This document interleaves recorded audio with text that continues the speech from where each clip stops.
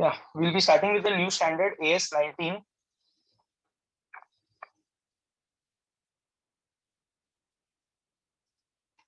So yesterday we are notified that we have AS 1 to 10 and 12 for test. Sir, do you have any idea when AS2 will be covered for regular batch? Sorry, no. I don't have your timetable yet. So let us now go on for AS19, that is accounting for leases. Very, very important topic and bit tricky, but full of calculations. So mathematics enjoying people who enjoy maths will also enjoy this topic a lot. And here lot of points with respect to annuity is going to come up that you learned in your CA foundation. Present value of money, time value of money, that is going to come a lot in this particular chapter. So everybody, I want to be focusing properly for this. We'll just go for an introduction of this topic, then we'll go for our break accordingly. AS19 accounting for leases, applicable to all the three levels of enterprises. Correct? Now, what is the simple objective? So the simple objective says it prescribes the detailed accounting as well as the disclosure requirements of leases in the books of the lessor and lessee both. So technically, you are going to learn the accounting treatment in detail with respect to leases in the books of lessor as well as lessee. Now, sir, what exactly do you mean by this lessor and lessee? We don't know, sir. Can you please guide us with the basics of the topic? Now, this is one extra working sheet that I have made for AS19, and this I will forward it to you when the topic gets over, as we did for AS11 also. Right? So wherever I'm doing an extra sheet where some extra explanations are given, I will forward that also directly to you, but after the topic gets over. Now, please focus. When I talk about a lease transaction basically covers two parties, a lessor and a lessee, right? When I say a lessor, sir, who is that lessor? Sir, lessor is the legal owner of the asset to be leased. So who is the lessee? Sir, lessee is the user of the asset to be taken on lease, right? Next point. Lessor will receive compensation for the asset used by the lessee called as lease rentals, and lessee will pay the lease rentals. So technically, the lessor will receive the lease rentals, which becomes an income for him. And for lessee, he will make the payment of the lease rentals. So for lessee, it will become an expenditure in simple terms. So in every lease transaction, there will be these two parties, lessor, lessee. Right? Lessor is the owner, lessee is the user. So for using the asset, lessee will pay compensation in the form of lease rentals. So for lessor, it is an income. For lessee, it is an expense. As simple as that. Right? In AS19, we will learn how to account lease transactions, that is, how to recognize the lease asset and lease liability, as well as the lease income and lease expenses in the books of lessor and lessee. So we are going to learn in detail in the books of lessor also and in the books of lessee also, that at what values the leased assets or liability should be recorded, how the income and expenses should be recorded. Everything in detail we are going to learn over here. Right? And for learning the accounting treatment in detail, it is very much important for people. It is very much important for people to understand that, sir, there are two types of leases: finance lease, operating lease. And if you see under finance lease, I've put in bracket important, because I would say that, sir, 60% of your topic is based on lease, finance lease. And once you understand finance lease, I will say 60% of my topic is over.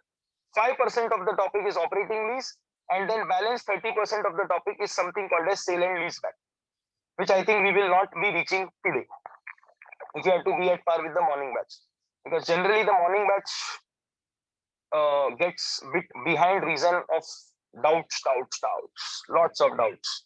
Many people are there, people those who are attending from the morning batch, they are aware about it. If I'm not wrong, lots and lots of queries and doubts they are raising continuous basis. So my half of the time is like, you speak, you speak, you speak, you speak. Okay. So when I say types of leases, two types of leases: finance lease, operating lease. Let us first talk operating lease, other than finance lease. What is operating lease other than finance lease? Because, sir, the most important part is finance lease. So major discussion would be done on finance lease only. In simple terms, I'll say, sir, a finance lease is nothing but a long-term lease with respect to an asset where the risk and reward, risk and reward to the ownership are substantially transferred to the lessee by the lessor. Means in a finance lease, moreover, the concept of substance over form comes, because the legal owner of the asset will be the lessor, but in substance the lessee is the owner, because all the risk and rewards are transferred to the lessee. Means lessee has to take care of the asset now. If something happens to the asset, lessee will do all the repairs and all. Means whole and soul the lessee is considered as responsible. Best example is aircraft leasings. There are many European companies who are doing the business of leasing aircrafts to various airlines. And in India, Indigo, SpiceJet, Vistara, Air Asia, Air India, majority of their flights are taken on lease. And all those leases are finance lease. And I'll tell you one thing, sir, a finance lease is very much equivalent to a loan borrowed and asset purchased. Loan borrowed and asset purchased. So the accounting, the treatments are exactly similar as how we show a loan transaction in the books of accounts. So whatever basically lease rentals also we pay for a long period of time. So the lease rentals are always divided into two parts, principal and interest, because the lease rental includes some interest component, and we have to show the bifurcation of this interest. So principal and interest are bifurcated with respect to finance lease. And whether hire purchase is started in your batch, hire purchase? No. So if hire purchase would have been started, I can also say that hire purchase transactions are also same as finance lease transaction. Same. So I'll simply say HP transactions, finance lease transactions, and borrow and buy transactions. Borrow and buy means take a loan from bank, buy. All the three convey similar characteristics, and accounting also for all the three is very much similar. Means I can guarantee you that after completing and after learning the finance lease, hire purchase chapter will become very easy for you people, because you will learn majority of the concepts here only, because almost the concepts of HP transaction and finance lease transaction is exactly the same. So we will be learning the characteristics of finance lease, that what makes a lease a finance lease, and then you will understand why we are actually doing the bifurcation of principal and interest, and why not the entire lease rent is directly considered as a rent and debited to P&L. Because when it comes to operating lease, sir, in operating lease there is no logic of principal and interest, because these are not long-term leases, these are short-term small leases, right? And there, whatever the lease rent you are earning directly goes to your P&L account only. Means I can simply say, till today, in your final accounts, in 11th standard, 12th standard, foundation, whenever that rent came, rent paid on the P&L debit and rent received on the P&L credit, all those rents were with respect to operating lease. Right? You have never ever learned the treatment in your life till today with respect to finance lease. You are doing it for the first time. And for the people, those who have already learned hire purchase in BCom, if anybody is a SY or TY BCom student or cleared the third year BCom and a direct entry student, they will be knowing about this because they have learned HP transactions. Right? So we'll now go for our break. After the break, we will continue with the further part of the topic. Right? You people can go for your break. HP, hire purchase, lease, and borrow and buy.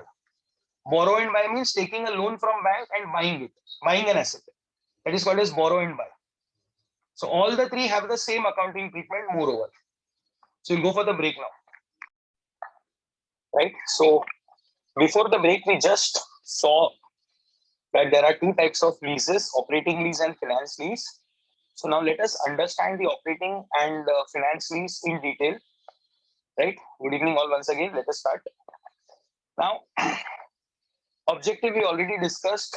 Definition is similar to what I said to you. So again, let us go for the definition once again.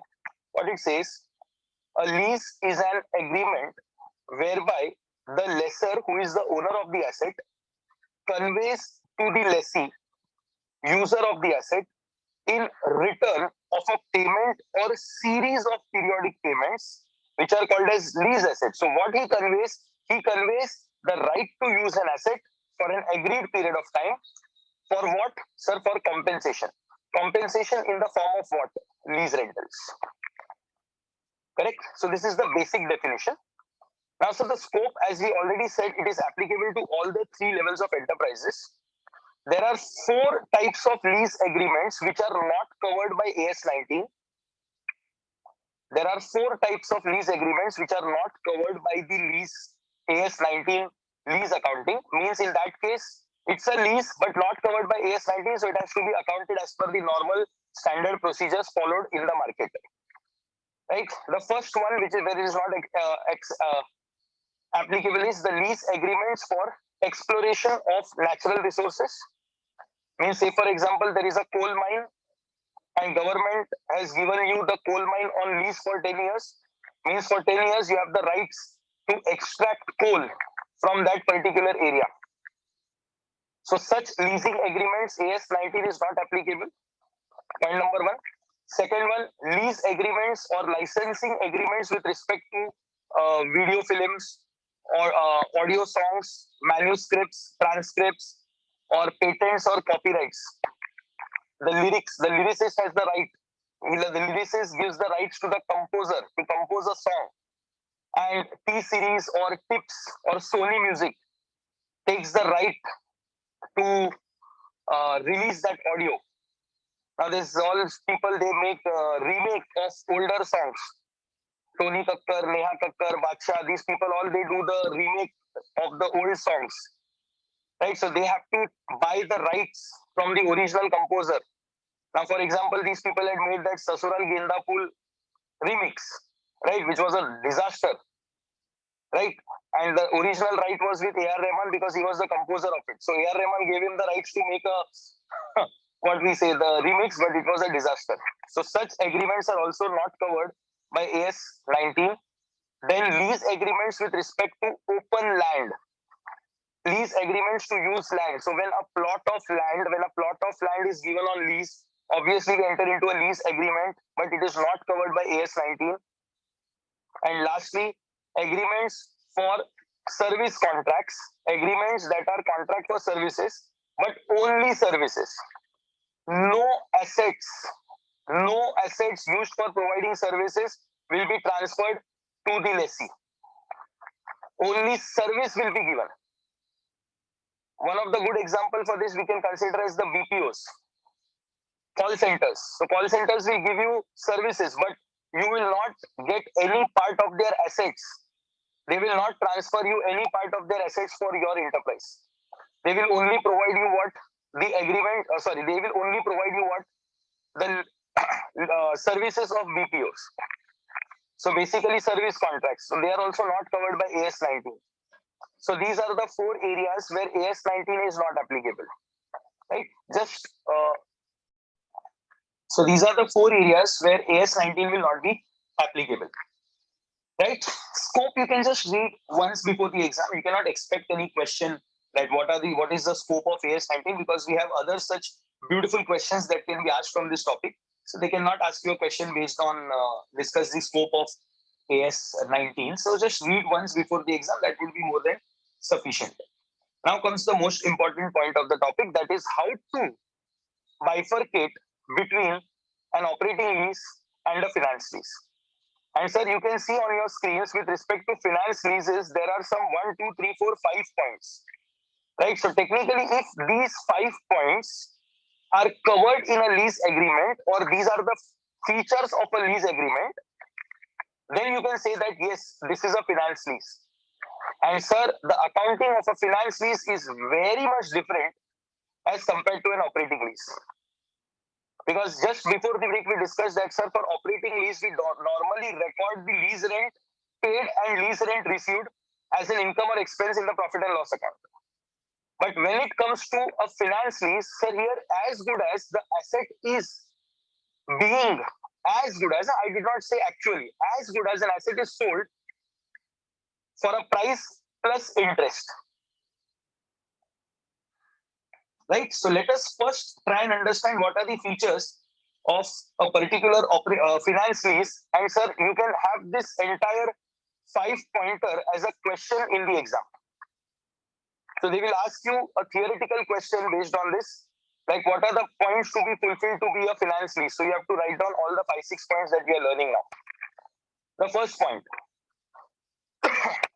right? What it says, in a finance lease, the risk and reward incidental to the ownership of the asset is substantially transferred to the lessee. Means technically here we will apply the logic of substance over form.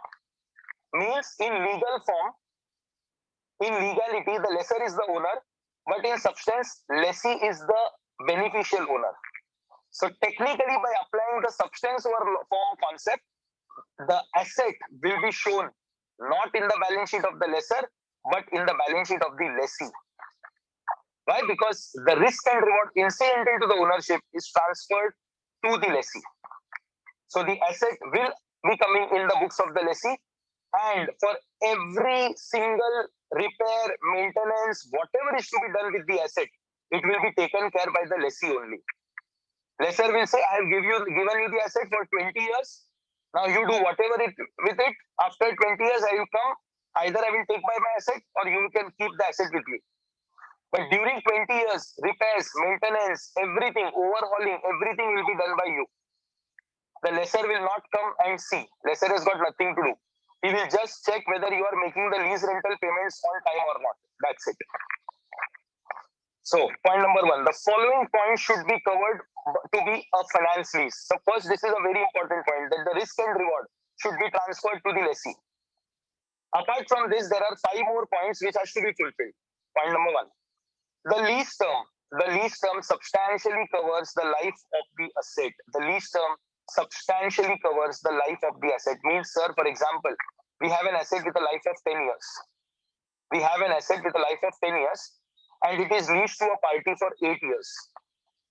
So it is leased for 8 years, means 80% of the life is covered by the lease term. So that is considered as substantial. So I can simply say that anything above 60% life can be considered as substantial. So if 10 years is the life of the asset and the lease term is 6 years or greater, you can consider it as substantial. That is point number 1. So from the point number 1, you can understand one thing, that sir, lessor is not interested to lease his asset to n number of people. The lessor is interested to lease maximum to 1 or 2 people. And if I am interested to lease it to only 1 or 2 people, means technically I should recover the entire cost of the asset plus my desired rate of return from the lessee himself. Yes or no? Means if I have invested 1 lakh rupee to purchase an asset and that asset I am giving on lease to you. So my intention will be to cover that 1 lakh rupees from you plus my desired rate of return. If I am expecting 15% return per annum and I am going to give you for 5 years, so my logic will be what? I will charge you such a finance lease, or I will charge you such a lease rental which will cover my cost plus my desired rate of return. That will be my logic that I would like to apply over here. Let us move ahead. That is point number 1. Point number 2, the lessee will get the ownership of the asset. The lessee will get the ownership of the asset at the end of the lease term. Right? Now, the lessee will get the ownership of the asset at the end of the lease term. Means when the lease term is over, the lessee will get automatically the ownership of the asset. Means which ownership? Legal ownership.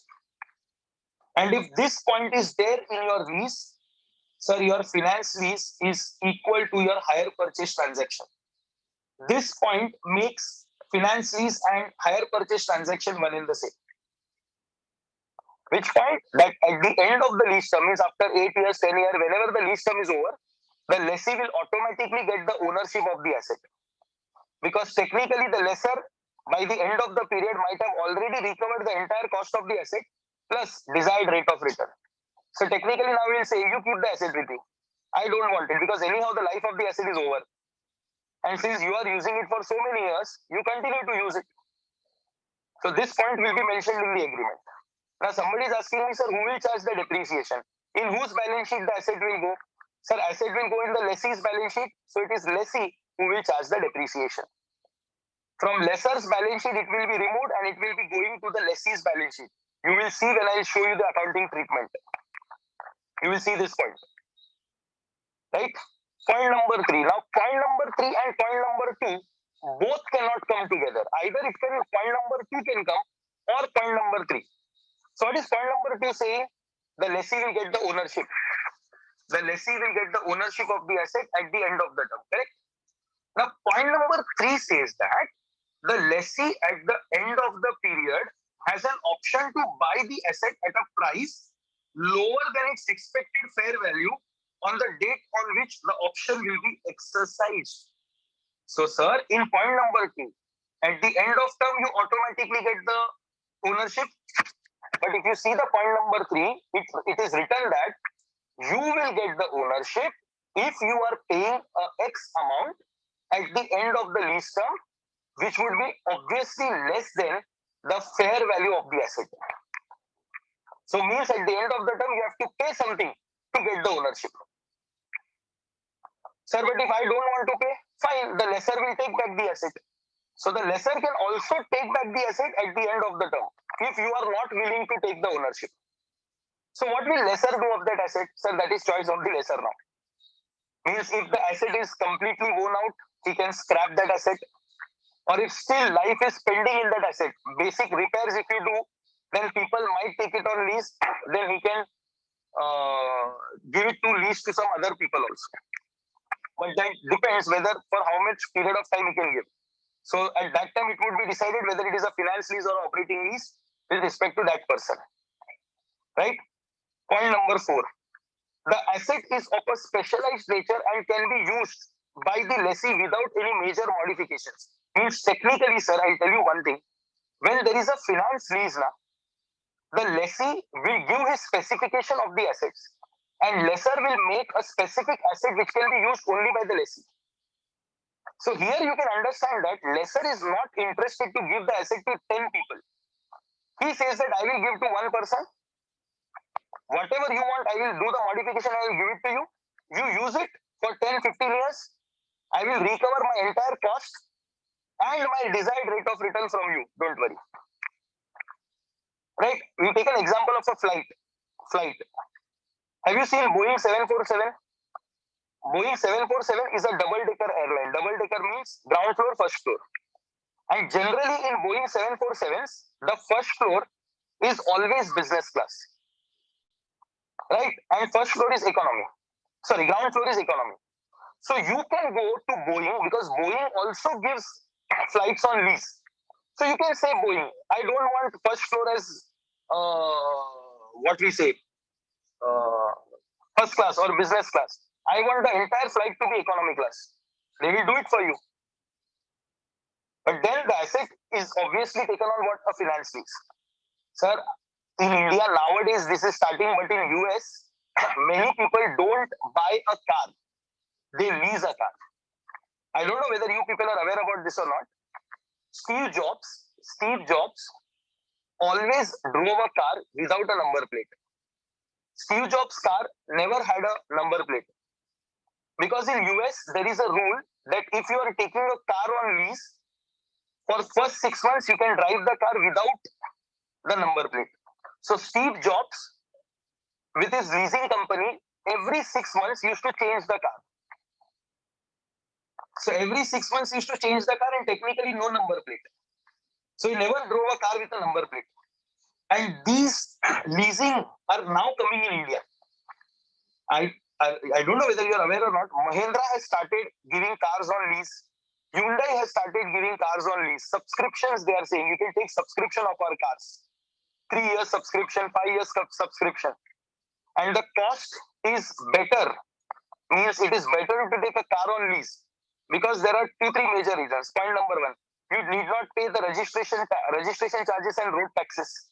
That is saved. You just have to pay the lease amount which is equal to your EMI amount and drive your car. Risk and reward obviously will be with you because you have to take care of all the repairs and maintenance in the 3 or 4 years, whatever it takes place. After 4 years, give back the car. Insurance you need not take because I think insurance is done by the company itself. Leasing company only takes the insurance of 5 years and gives to you. So insurance cost you save. You save on the registration cost. You save on the road taxes. You save that amount that you pay for number. So many costs you save. So technically, for a 20-25 lakh vehicle, you can save around 3 to 4 lakh if you take it on lease. So in India also, Hyundai and Mahindra has started leasing cars. So that is also considered as a finance lease, depending these points are covered or not. And lastly, sir, point number 5. All 4 points at one place and 5th point at one place. It is very important that the 5th point is covered in a lease to say that yes, it's a finance lease. But if 5th point is not covered, then I cannot see that the lease is a finance lease or not. And sir, from now the concepts of annuity will come. The present value and future value concepts will come from now, sir. So everybody has to be very careful from now. What it says, at the beginning of the lease, means at the first year, at the inception of the lease, present value of minimum lease rentals. Present value of minimum lease rentals covers substantially the fair value of the leased asset. And you have to check this from the lesser's point only, because lesser who will be first to decide whether this is a finance lease or not, and whatever is lesser doing, the same treatment has to be done by the lessee. So the lesser will check that the present value of minimum lease payments that is going to get should be substantially covering the fair value of the asset today. Now, fair value is nothing but the cost of the asset today. Means, if I am purchasing an asset for 10 lakhs today, so technically 10 lakh rupees becomes the fair value of the asset, correct? And I am going to collect from you people 3 lakh rupees as yearly lease rentals for 5 years. Correct? Just simple, I am explaining this part. Because minimum lease payment formula I have not yet shown to you, but in simple terms I am talking. Say 3 lakh rupees I am going to collect from you for 5 years. So 3 5s are 15 lakh I am going to collect from you. Yes or no? Correct? This 15 lakh is not the present value. It is the future value. Because you are not going to give me 15 lakh today. You are going to give me 15 lakh over a period of 5 years. Correct or not? So technically this becomes what? Future value. So what I have to do this by applying the concept of annuity. By applying the concept of annuity, that is discounting rates, I have to convert the future value to present value. And then compare the present value of lease payments with the fair value of the asset. And if the present value of the lease payment substantially covers the fair value of the asset, substantially means 70, 80%, 85, 90%, that is called as substantial. So I can say that it is a finance lease. Means please understand, the cost of the asset is 10 lakh. And since it is a finance lease, I am not interested to give the asset on lease to 10, 15 people. I am interested to give the asset on lease to one or maximum two people. So what will be my intention? My intention will be, sir, if the cost of the asset is 10 lakh, right? If the cost of the asset is 10 lakh and say I am giving it to lease only to one person, life of the asset is 10 year and lease term is also 10 year. So only one person I am leasing it. So what will my intention? My intention will be to recover full 10 lakhs, the cost of the asset plus my desired rate of return. Because for you, I have invested 10 lakhs. No? Yes or no? For you, I have invested, I blocked my 10 lakhs for 10 years because of you. So I will be earning my desired rate of return, right? So my logic will be, if the lease rentals present value substantially covers the fair value of the asset, means I am recovering maximum part of my fair value of the asset from you. So if 80, 90%, or sometimes it will be greater than 100% also, means the fair value of the asset is 10 lakh and I am recovering from you 11 lakhs. That's a good thing. Then it becomes what? A finance lease. But at least 75, 80, 90% also if it is covering, then also it is considered as a finance lease. Now please understand. Now somebody will ask, sir, if only 80% of the fair value I am recovering from you, then sir, from balance 20%, you will face a loss, sir. No. After the lease term, I will give it to somebody else. Right? But when it covers 100% of the fair value, when it covers 100% of the fair value or something greater than 100%, then I can say at the end of the term, I can directly scrap the asset. No need to go for leasing to others because I have recovered the entire cost plus my desired rate of return. I hope you are understanding my point. So these are the 5 points that has to be covered to say that yes, a lease is a finance lease. But when it comes to operating lease, only one point is enough. That the risk and reward does not get transferred to the lessee. So technically, the lessee will only be the user of the asset, but entirely the risk and rewards will still remain with the lessor. So technically, in whose balance sheet asset will be shown? Lessor.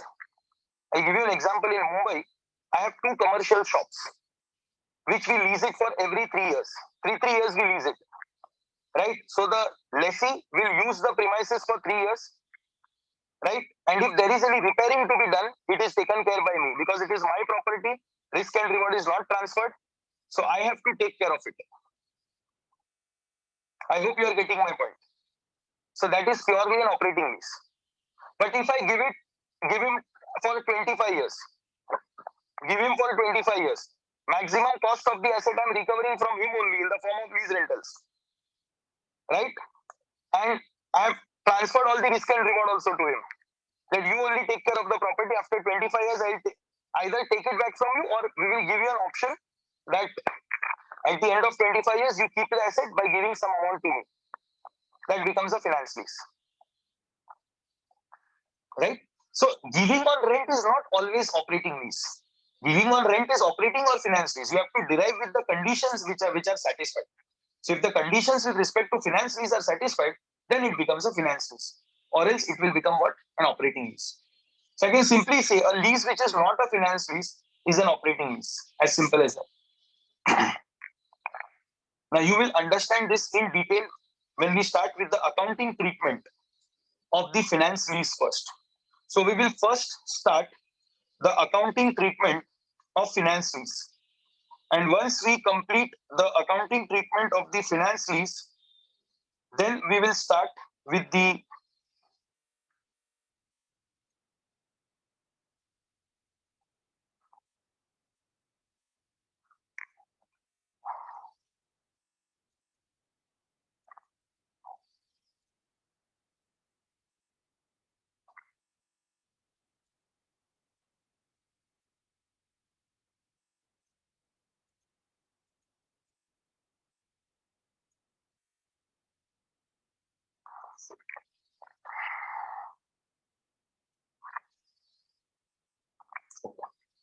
now let us start with the accounting of finance lease first in the books of the lessee. Right? Now, sir, before starting this accounting treatment, I would like to first put a light on this point. And once you understand this point, then showing the accounting treatment will become very easy for you. Now, I told you that the accounting of a banking loan and accounting of a finance lease is same. So no change, right?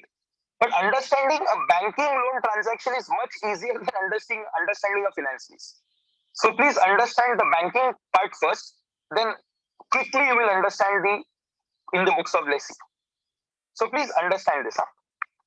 Last year I purchased a car and I've taken I'm giving my own example. Last year in the month of January 2020, 29th January to be more correct, I purchased my car last year. And I had taken a loan from State Bank of India, 16 lakh rupees. 16 lakh, the loan I took from State Bank of India last year.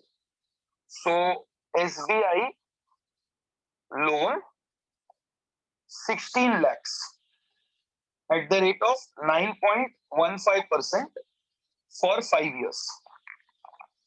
And EMI is 35,000 per month. Correct? So if you take the total EMI, I will say I will be paying 35,000 into 60 months. So I will be paying 21 lakhs to the bank. Right?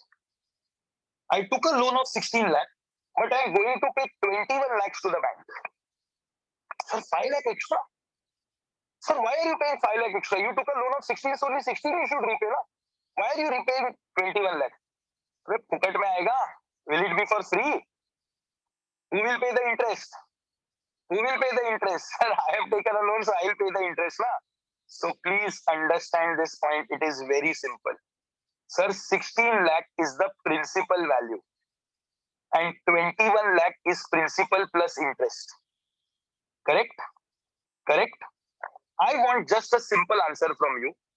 This 21 lakhs, am I going to pay today or over a period of 60 months means in future? Future? So technically, this 21 lakhs that I'm going to pay to the bank is the future value. Over a period of time means it is the future value. Because I think now only 1 year is completed, and that too in the COVID times, 3-4 months EMI did not pay. Moratorium was given, so 3 months I did not pay. 3 months, 3 EMIs I did not pay. So I think now it is 14 months and only 11 EMIs I have paid. 3 EMIs I have not paid. So still 49 to go. 49 plus 1 EMI added because of not paying the 3 EMIs. Interest got added. So 50 EMIs still to pay. So can I say that is the future? Right? So EMIs that I'm going to pay to the bank is the future value. Right? Bank gave me 16 lakh today to purchase the car, or bank is going to give me the 16 lakh after 5 years? Today, right? So can I say this 16 lakhs is the present value? Yes or no? Correct? Is the present value?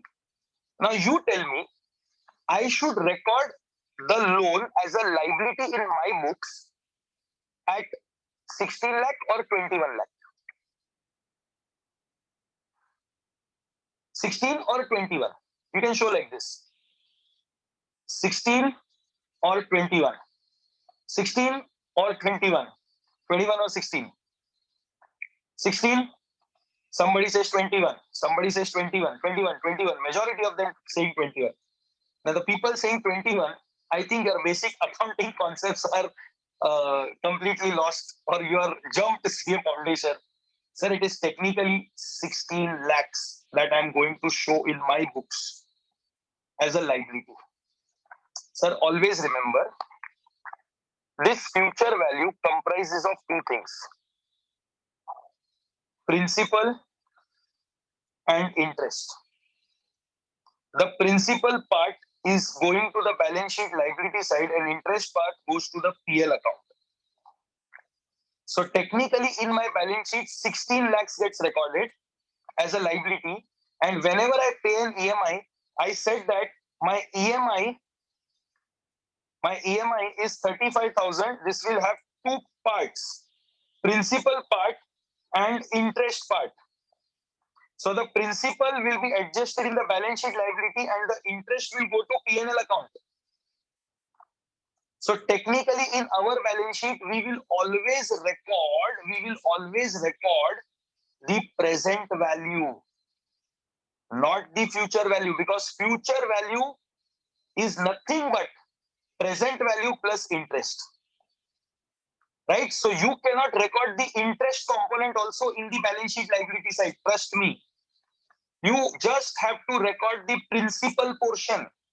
So if I am making my balance sheet, 16 lakh rupees loan will come in my balance sheet. Right? And I will be paying back 21 lakhs over a period of 5 years. So only 16 lakhs out of that will be adjusted in my balance sheet against the liability. And balance 5 lakh I will be debiting to the P&L account over a period of 5 years on accrual basis. Right? So the simple logic over here comes that, sir, your future value is nothing but present value plus interest. Right? Your future values are nothing but present value plus interest. And sir, always remember, present value goes to balance sheet and interest factor goes to PL account. Because interest is a revenue for lessor and expenditure for lessee. So technically, interest will go to the P&L. Now think from the bank's point of view.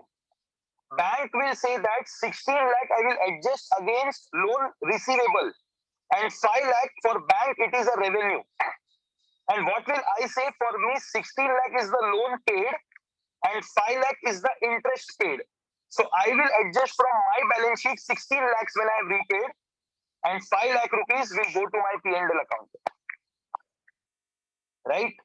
The same accounting logic applies for lessee. The majority of people have said me that, sir, you have to record the loan at the present value, right? Sir, for lessee also you have to do the same thing. Means least liability and least asset should be shown at the lower of A, fair value of asset, or B, present value of MLP. Sir, what is this MLP? Sir, MLP is minimum lease payments. And sir, in simple terms, I'll say MLP is equivalent to bank EMI. So bank EMI that I am paying over a period of 60 months becomes the total EMI. So total EMI that I'm going to pay is 21 lakhs is the future value. Yes or no? So you have to convert that future value to present value. So 21 lakh is the future value. So what is the present value? 16 lakhs. Because how will you find present value? Sir, from the future value, when you remove the interest, from the future value, when you remove the interest, you come to the present value. And sir, for removing the interest, we are going to use the concept of discounting. We are going to use the concept of discounting, which removes the interest part from the future values. So I can write one more formula over here for you people. The present value is equal to future value minus interest. So from the future value, to eliminate the interest component, we will be using the concept of discounting, that is nothing but annuity. So with the help of annuity, we will convert the future to present values. And that is what we have to do over here. For that, we require a certain rate of return, means at a certain percentage, we have to remove the interest, right? So that percentages will generally be given in the question only. That is called as the implied rate of return, or you call it as the implicit rate of return. That is the rate of return which is desired by the lessor. The same rate of return will be applicable to the lessee also. Means I'll simply say, what is the rate of return charged by the bank to me? 9.15%. So this 9.15% is the desired rate of return of the bank. Bank is expecting 9.15% rate of return on my loan. So if bank is expecting that, so I should also pay that only. I cannot say that bank, you are expecting 9.15. I will pay only 8. Nahi chalde. Not allowed. Are you understanding? Nahi chalde was in Bengali. Anybody Bengali? People will say, sir, Hindi, we don't understand. What are you using Bengali words? My iPad needs charging. Don't worry. I will put, see, charger is already, we have everything ready. So once it comes to 2 or 3%, then I will start charging it.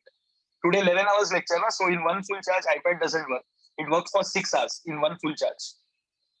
Okay, so 9.15 is what bank is charging.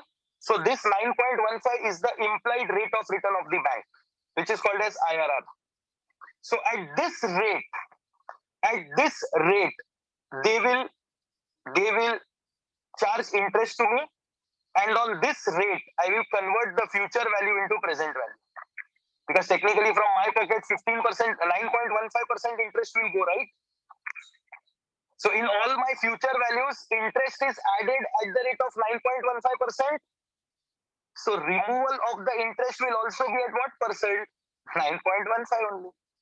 Yes or no? Because my every EMI comprises of principal plus interest. So that interest is calculated at 9.15, correct? So discounting means removing the interest. Removal will be at what rate? Same, 9.15. So this 9.15 is called as the IRR, that is internal rate of return, or implicit rate of return, or implied rate of return. This will be given in the question to you. If it is not given, how to calculate it will actually be asked as a separate question for 5 marks. They cannot ask you one question where IRR is also not given, and they are first telling you to find out IRR and then do the accounting. Sir, then it is not a 5-mark question. Then it should be at least for 10 marks. So don't worry in exam. If they are asking accounting question, IRR will be given in the question. Or else they will ask you a separate question on how to calculate IRR. We have one question, I will solve it for you. Now let us understand, what do you exactly mean by MLP? What do you exactly mean by MLP? That is minimum lease payments. Hey, Anshul, tu kya karta hai? What do you do? I have given the full form of IRR at least 3 or 4 times now. Again, you are asking me what is IRR. What do you do, sir, when I am explaining the point? Anshul, and I think you are attending for the second time. Morning also you attended. No, sir, morning. No, sir, morning 10 o'clock I didn't attend the class, sir. 10 o'clock. Achha, from 10 to 1 you did not attend? No, sir. So only I am attending the evening session, sir. Achha. I just now explained what is IRR, na, sir. Sir, and IRR for full form 3. What were you doing? So I don't know, sir, when you said that, sir. I didn't hear it. So I was not concentrating, sir, I think. So, sir, that is your problem, sir. Because if you don't concentrate and again keep on asking the same question, sir, my portion will lag, sir. How will I complete the portion on time, sir? So when explanation is going on, I say n number of times that when explanation is going on, please focus. Yes, sir. Don't do here and there. And now you are doing here and there. Now you say, what is IRR? Okay, from last 3 minutes, I was explaining IRR only. And now after completing IRR, you are the person, what is IRR? So just a full form, sir. I understood the meaning, sir. That is full form also I said. I gave 3 full forms for IRR. 3? I think many of them have noted also. Now you be in suspense, sir. I will not tell you the full form now. You be in suspense now. You be in suspense till end of the lecture. After 8:30 only I'll give you. From 70 participants, we've got 112 now. Congratulations, everybody. Participants have increased, right? Let us start. Now, what exactly do you mean by MLP? Sir, there is a small definition of MLP. Now, please, everybody focus on this part. Accounting in the books of lessee, the lease payable and the lease asset should be recognized at the lower of present value of MLP or fair value of the leased asset. 99.9% fair value of the asset will always be given in the question. So you just have to work out the present value of MLP. Sir, what is MLP? Sir, MLP is minimum lease payments. MLP is minimum lease payments. Minimum lease payments means what lessee has to pay from his pocket. Minimum to minimum what he has to pay from his pocket to enter into the lease is called as MLP. And sir, please trust me, MLP will be paid over a period of 4, 5, 6, 7 years as the term of the lease may be. So trust me, MLP is future value. MLP is future value, and I can also say MLP is equivalent to my EMI. MLP is equivalent to the EMI that I pay to the bank. EMI, is it present value or EMI is always future value? EMI is always future. So MLP is also future. You can see I have written by putting a proper pink color circle. MLP is future value. Correct? Girls will be wow, pink color. Boys blue color, girls pink color. Okay? Because I have to do that same thing at my home. My boy, he wants everything in blue. And I have a baby girl also, she wants everything in pink. So blue, pink, always fighting. Right? MLP. What is the logic of MLP? Lease rentals payable. Lease rentals payable plus guaranteed residual value. Now, sir, what is guaranteed residual value? Please see this chart. Please see this chart over here. What it says.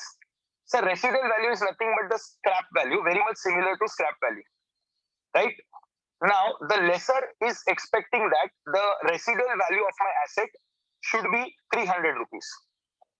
Should be 300 rupees. But today, the lessee has given in writing in the lease agreement that I will pay you 125. So 125 is guaranteed out of that 300. Right? So 125 becomes guaranteed residual value, and lessee, trust me, is only bothered with the guarantee that he has given. He is not bothered with the balance 175, which is called as unguaranteed residual value. He says that I have guaranteed 125, so if I am keeping the asset with me, I will definitely pay you 125 at the end of the lease term. Right? So unguaranteed residual value will be taken care by the lessor. Right now, it is of no use for the lessee.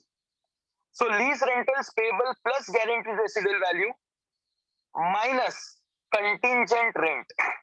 Now, sir, what is contingent rent? In simple terms, I'll explain. Contingent rent is that part of the rent which is payable only on fulfillment of certain conditions. I will repeat. If you want, you can note this for yourself at somewhere on the top side of the page. Contingent rent is a part of rent. Contingent rent is a part of rent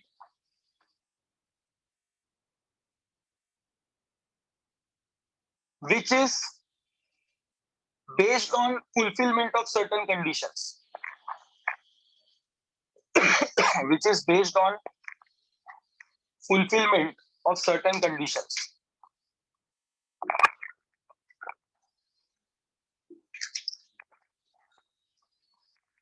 Means, for example, sir, you have to pay me 1 lakh rupees per annum as lease rental.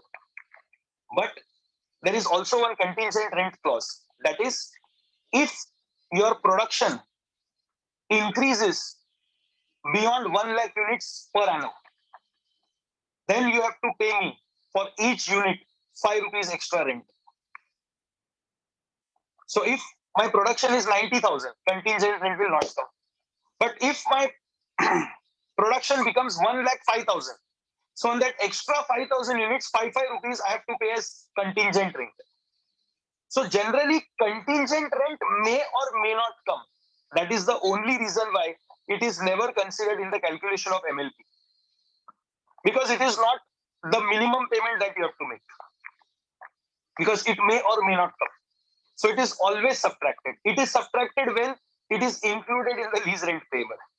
So if your lease rent payable is inclusive of the contingent rent part also, that you have considered some part of contingent rent, you will subtract it immediately. And lastly, you will subtract the reimbursable expenses, if any. Reimbursable expenses means if certain expenses have been incurred, by you, but it is going to be reimbursed by the lessor.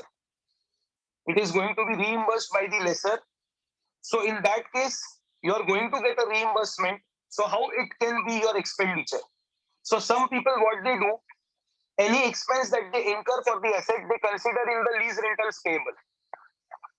But since you are going to get a reimbursement of it from the lessor, you have to subtract it from here. It should not be covered in the MLP formula. And sir, trust me, in exam, only lease rent payable and guaranteed residual value part is only asked. They never till today have asked anything with respect to contingent rent or reimbursable expenses. Well, that is useless, baseless points. Only these two things are covered.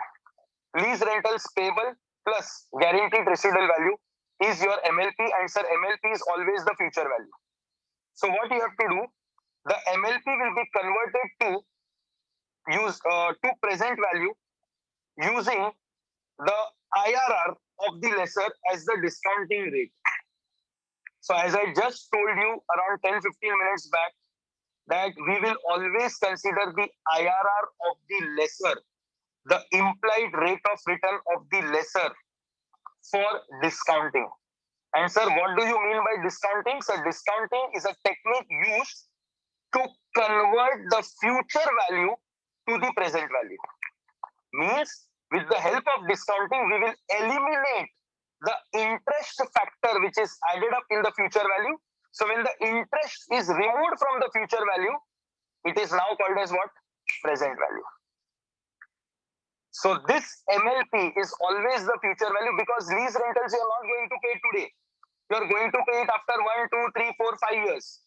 Guaranteed value, guaranteed residual value, you are not going to pay today. You are going to pay at the end of the term. So all these are future values. So you have to convert them to present value. I hope you are understanding my point. So when you convert them to present value, that becomes PV of MLP. So PV of MLP or fair value of the asset, whichever is lower, will be recorded in your books of accounts as a leased asset and a leased liability. Like this. See, if this is your balance sheet, lease payable will come on the liability side and leased asset will come on the asset side. And both will be at same values at inception.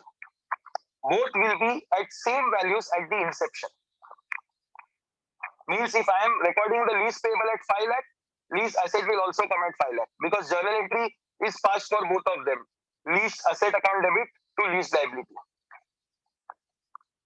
The lease payments will be apportioned as principal, which will be adjusted against the lease liability, and interest or finance charge, which will be debited to profit and loss account. And I think I've already explained you this point. So whenever you make a lease payment, means you pay your EMI. Your EMI is divided into two parts, principal and interest. The principal portion will get adjusted over here in the lease payable, and the interest portion will always be debited to the P&L account. Right? So always remember, in your balance sheet, you record only the principal, and principal is always present value. And EMI that you pay or lease rentals that you pay covers two factors, that is principal plus interest. So when principal interest come together, that becomes the future value. So from the lease rental, adjust the principal amount over here, and interest amount you have to charge it to the profit and loss account. So just have a look at the journal entry that you have to pass. I'll take you to the journal entry.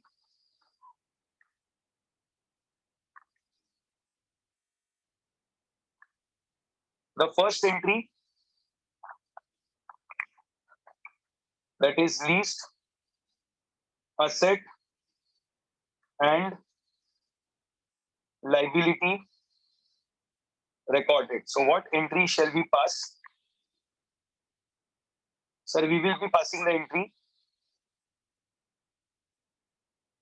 leased asset account debit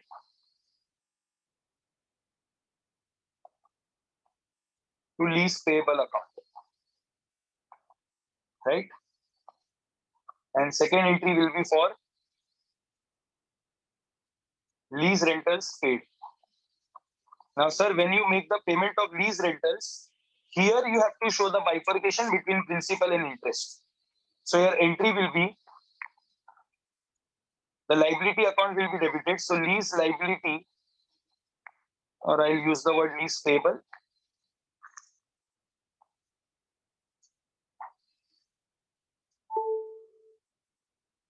Lease payable account debit. Finance charges account debit to bank account, right? So please focus for a minute. If I take my bank loan example now, if I pass one entry for full 5 years, now how that entry will be, it will be like this. See, lease payable, I will adjust 16 lakh, correct? Finance charge 5 lakhs, and total 21 lakh goes to the bank.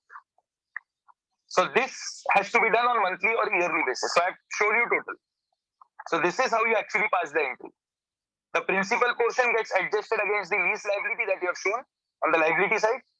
Interest portion will be debited to finance charge, and please trust me, this is that same finance charge that was written in AS 16 definition. AS 16 borrowing cost definition.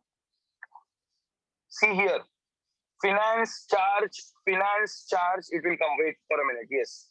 Finance charges in respect of assets under finance leases or hire purchase. So this finance charges are also borrowing costs as per AS 16. So this finance charge is what getting debited over here is a borrowing cost. So if you have taken an asset on finance lease, right? So technically the finance charge can be capitalized to the cost of the asset as a borrowing cost as per AS 16.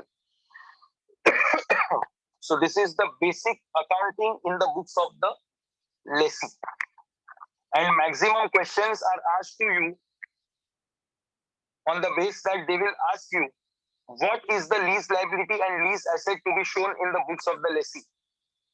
Or sometimes they can ask you journal entry. So these are only the two journal entries that come. That too, I'll say one more point. This entry number 1 will come only in the first year.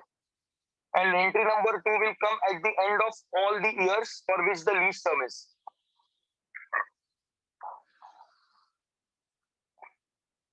The entries were already written, no problem. Right? Now, anybody with any sort of query over here? Now, how to use the concept of discounting, how to discount, we will see directly in a practical question. And many of you, I think you have already learned this annuity method of calculating goodwill in your CA foundation. So there also your sir might have taught to you how to convert the future value into present on the calculator, how to calculate the discounting factors. So we'll just give a revision of that afterwards when we start a question. But sir, the best part is what majority in exam question, the discounting rates, the rate at which you discount are pre-printed in the question so that everybody follows the same discounting. So we'll do one thing now. We will solve one question, right? We will solve one question on the accounting in the books of lessee first, and then we will go for lesser, right? So we'll go for one question now. Anybody with any query, they can ask. I'm waiting for 10-15 seconds. If anybody raises hand, finance charge can be capitalized if it is a borrowing cost with respect to a qualifying asset. So the finance charge will be again going and added back to the cost of the asset. But it should be a qualifying asset. That is the precondition.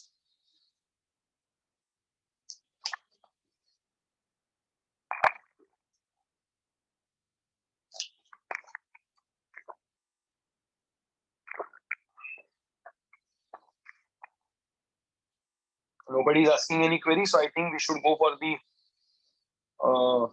Okay, wait a minute.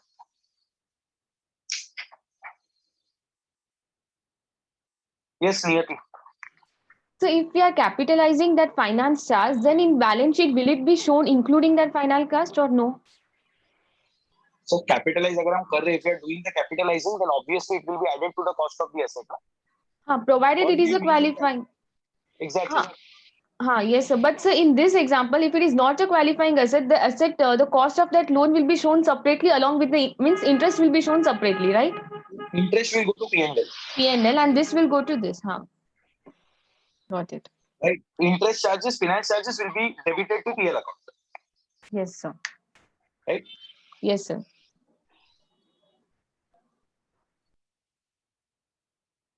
Different discount rate while calculating. No, discounting, the rate of return will be always given in the question. So you have to calculate the discounting rate based on that rate of return only. Yes, Vansh Doshi. Please speak, Vansh. So this second entry we pass every year whenever we are. Am I audible, sir? Yes, very well. Audible, sir? Yes. You please switch off your camera, sir. Your internet connection is poor, sir. Now you speak. Audible now, sir? Yeah, please speak. So, sir, the second entry we will pass every year, no, sir, whenever we are paying the lease rent. Correct. Right, sir? Correct. So, sir, only the amount for the year interest we will write in finance charge, right, sir? Not the whole Yes. interest amount. Yearly interest will come. Yearly. Yes, sir. Okay. That's It can be monthly also, but monthly you cannot calculate over here. For monthly calculation, you require advanced Excel. You cannot solve it on the calculator. So they will never ask you monthly EMI question or monthly lease rental question. They will ask you only yearly. Because on calculator, you can do only yearly calculations. Yes, Avinash. Sir, rate of return will given in the question you said, no, sir. Yes. But in general, how they calculate rate of return? So that is calculation of IRR. We'll be learning tomorrow. Oh, okay, sir. Thank you, sir. And in more, you will learn it in FM, cost of capital. Because every enterprise will have a cost of capital. So their logic will be whatever project they are entering, they should be earning greater than the cost of capital of the company. Means if my cost of raising capital is 15%, I will see to it that wherever I invest this capital, I am earning more than 15%. That will help me to maximize my wealth.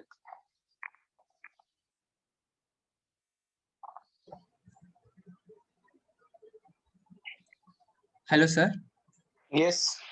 Sir, is there any difference between leasing and renting? Yes, sir. Depending upon which type of lease it is. See, when I talk about the normal renting, it is always an operating lease. Okay. When you are okay, normally sir. renting your asset, now say you have a house, you have a flat, you are renting it for 12 months to various people, but you are never transferring your ownership to them. So they are operating leases. Okay, so when it is lease, it is generally treated as a financial lease, right? For a long term, basically. You might have seen, they write specifically, available for lease, long term lease. Okay, sir. Right? 50 years of lease, 25 years lease, 30 years lease, long term leases. Okay, They are sir. generally considered as a finance lease. But when you give your asset for 1 year, 2 year, 3 year, they are generally operating lease. Oh, yes, sir. Yes. Okay, sir. Thank you, sir. Right. Now, let us have a look at the first question. Square Limited has taken machinery on finance lease from SK Limited. Now, Square Limited has taken a machinery on finance lease. So, question has directly said that it is a finance lease, right? And Square Limited has taken means Square becomes the lessee and SK becomes the lessor. Correct? The information is as under. Lease term is 4 years and fair value at inception of lease. Fair value is given at 20 lakhs. So the fair value of the asset is 20 lakhs at the beginning. Lease rent is 6,25,000 per annum at the end of the year. So end of the year means for 4 years, you are going to continuously pay 625, 625, 625. And guaranteed value, guaranteed residual value is 125, 1,25. And the total expected residual value is 375. So technically, sir, very simple logic. The guaranteed value is 125 out of this. So technically, the unguaranteed value has to be 2,50,000. Correct? Because if total expected is 375, out of that you are getting a guarantee of 125. So technically, 250 becomes unguaranteed. But please understand, for the lessee, unguaranteed value is of no use. Implicit interest rate, IRR, is given in the question. I said it will always be given in the question. Because if it is not given, then you have to calculate IRR. So then it will be considered as a separate question. They will not ask you one question where IRR plus accounting both has to be done. Then it becomes too lengthy. Now, discounting rates for first year, second year, third year, fourth year are given. Now, please understand the logic. Discounting rates are used to convert the future value to present value. Right? In simple logic, I will explain. Sir, for first year, the discounting rate is 8696 at 15%. So what is the logic, If you have, say, if you are going to get 1 rupee at end of 1 year, if you are going to get 1 rupee at the end of 1 year, its present value is 0.8696, means roughly 87 paisa. So when you multiply 1 rupee with this 8696, the answer will come to 87 paisa. So the present value of 1 rupee after 1 year is 87 paisa. So means from that 1 year, interest part is eliminated. From that 1 rupee, interest part is eliminated. And what you get is 87 paisa is the present value. Right? Second year's factor, second year's discounting rate is 0.7561. Means if you are going to get 1 rupee after 2 years, if you are going to get 1 rupee after 2 years, so its present value today will be 75 paisa. So when you multiply 1 rupees with 0.7561, you will get an answer as 75 paisa. So today's 75 paisa is equal to 1 rupee after 2 years. Right? So today's 75 paisa, if invested at 15%, will become 1 rupee after 2 years. Because in that 75 paisa, 2 years ka 15% interest will get added up and it will become 1 rupee. For third year, it is 6575. So what is the logic? 1 rupee after 3 years. 1 rupee after 3 years, today's present value is 65 paisa. And for fourth year, value is 0.5718. Means 1 rupee that you are going to get at the end of fourth year, its today's value is 57 paisa. So technically what we have to do is we have to multiply the 6,25,000 with all these factors. 6,25,000 discount by 1 year. So you get the present value of the rental that you are going to get after 1 year, you will get the present value today. 625 multiplied by 0.7561. 625 by 6575 and 625 by 5718. Right? So individually you have to multiply with all the discounting rates. But sir, that will consume time. So what can I do?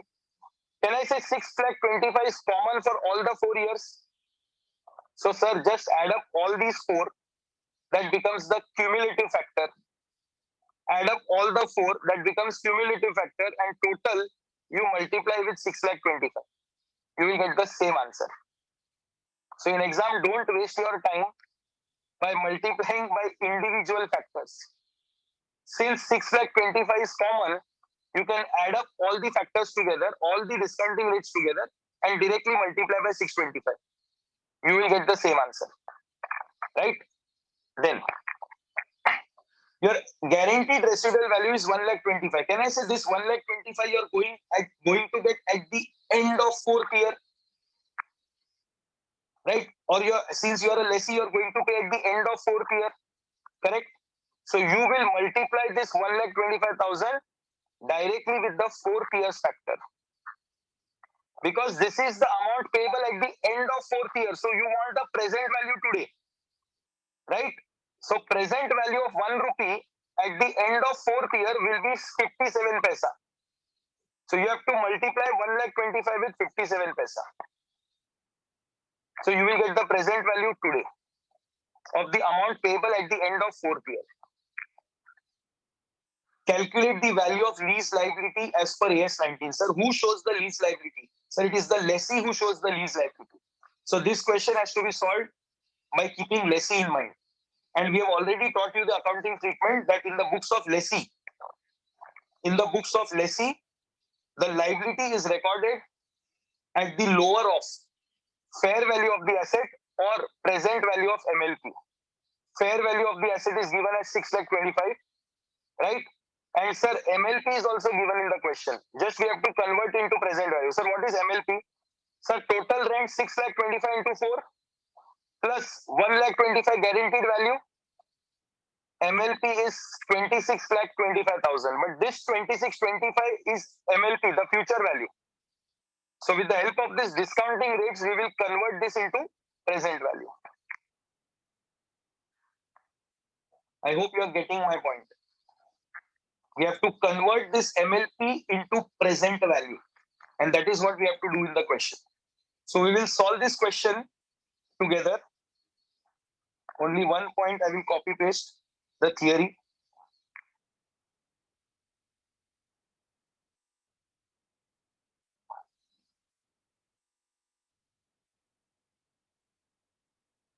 Now, we will start the question by writing a theoretical note and then do the practicality. What is the theoretical note?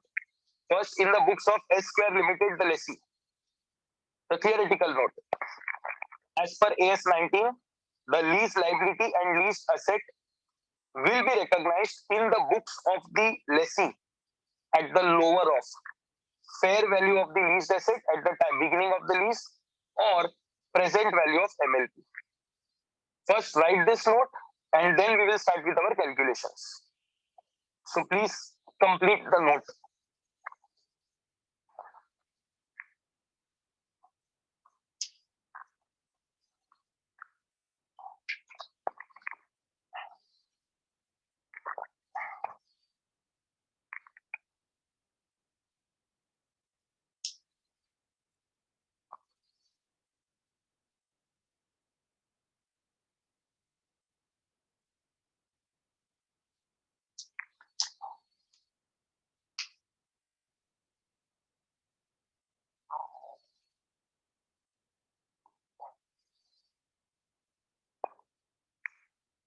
Noted?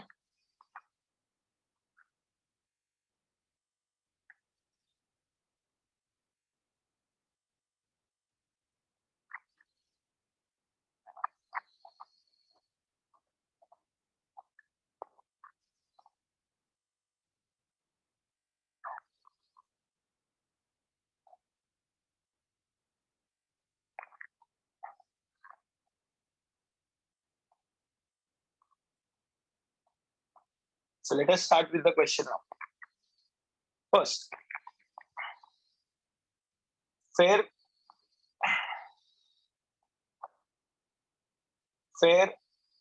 value of the asset at the inception. Sir, it is given in the question at 20 lakhs. Correct? Then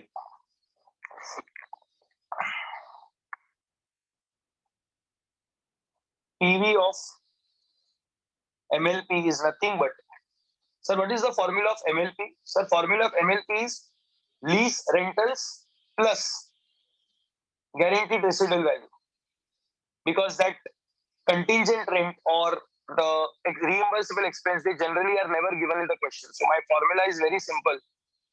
MLP is nothing but lease rentals plus guaranteed residual value. So what will be the present value? Sir, it will be same. Present value of lease rentals plus present value of guaranteed residual values.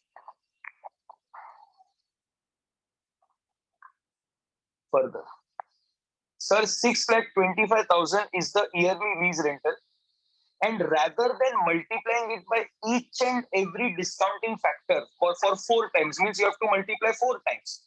So what you do is, please take the total of it. Please add up all the 4 discounting factors together.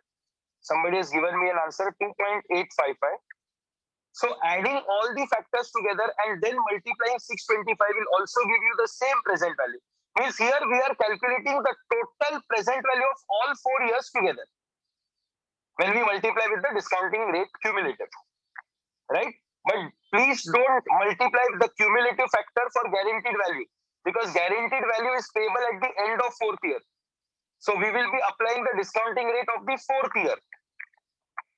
So I will show guaranteed value is 1,25,000 multiplied by the discounting rate of the 4th year is 0.5718. Is 0.5718. 5718. So what is the answer? 625 into 2.855. It is 17,84,375 plus 1,25,000 into 0.5718. 71,475. The total value is rupees 18,55,850. Right? So my final answer will be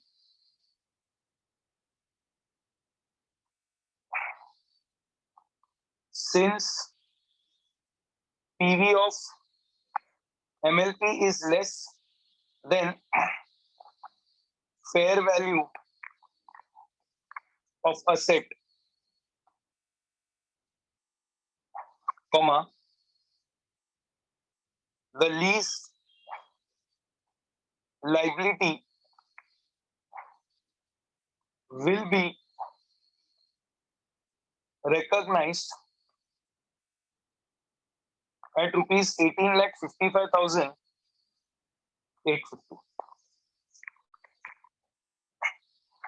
So it is this simple. You should just understand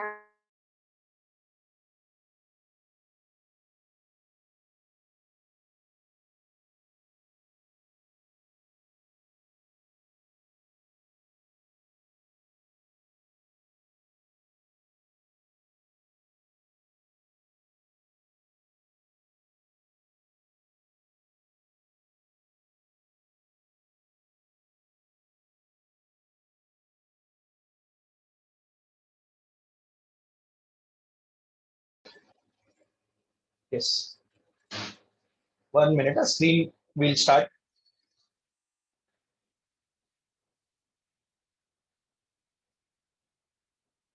So it is that simple calculation from the exam point of view, and such questions will come for 5 marks in exam.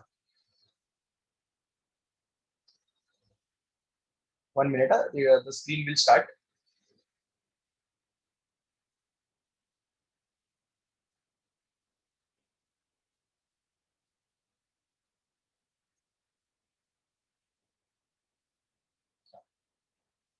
So whoever is pending, please note it down. After this, we'll try to understand the accounting in the books of the lesser. And after that, we'll be solving certain questions more.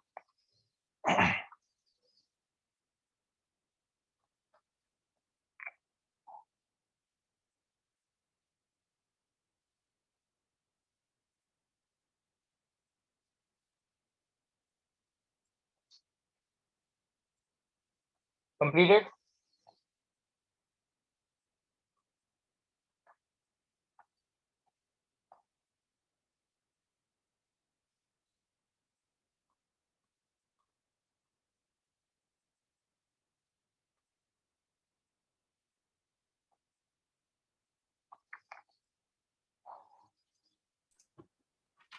Good evening, sir. Am I audible? Yes. Yes, you are. Sir, in case if the lessor receives the unguaranteed amount, unguaranteed residual value, Sir, lesser we have not yet started, sir. So please hold. What is Okay, your, fine, you complete your query, but I will not answer anything now. What is your query? sir, in case if he receives some part of the unguaranteed residual value, then we should multiply that also with the fourth year, that 0.571. Sir, 1 minute. You're going wrong.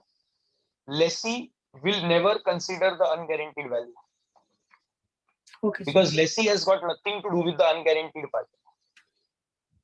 He has given a guarantee, only that part will be considered in his MLP, Okay, sir.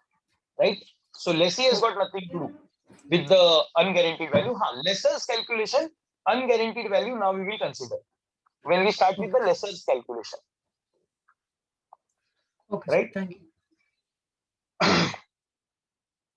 The guaranteed residual value is payable at the end of fourth year. So since it is payable at the end of fourth year, we will multiply it with the discounting rate of fourth year. It is common sense because you have to pay after 4 years. So what should be the present value today? So amount that is payable after fourth year, you want the present value today. So multiply it with the discounting rate of fourth year. No journal entries have to pass for this. It is not asked in the question. You just have to show what is the lease liability. That's it. If journal is not asked, not to pass. And even if you're passing a journal entry will be what? First entry, lease asset to lease liability. That's it. Because interest on all bifurcation you need not show. Now we will try to understand the concept of accounting in the books of the lessor. Accounting in the books of the lessor.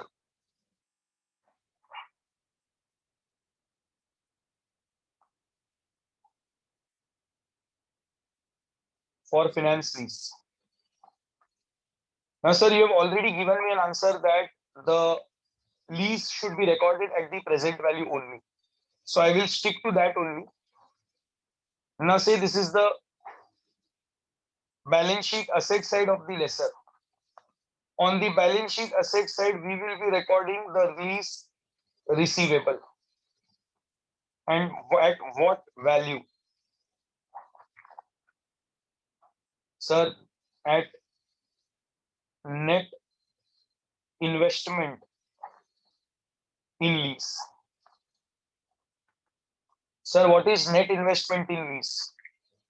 Sir, it is nothing but present value of gross investment in lease. Now, sir, what do you mean by gross investment? What do you mean by gross investment, sir?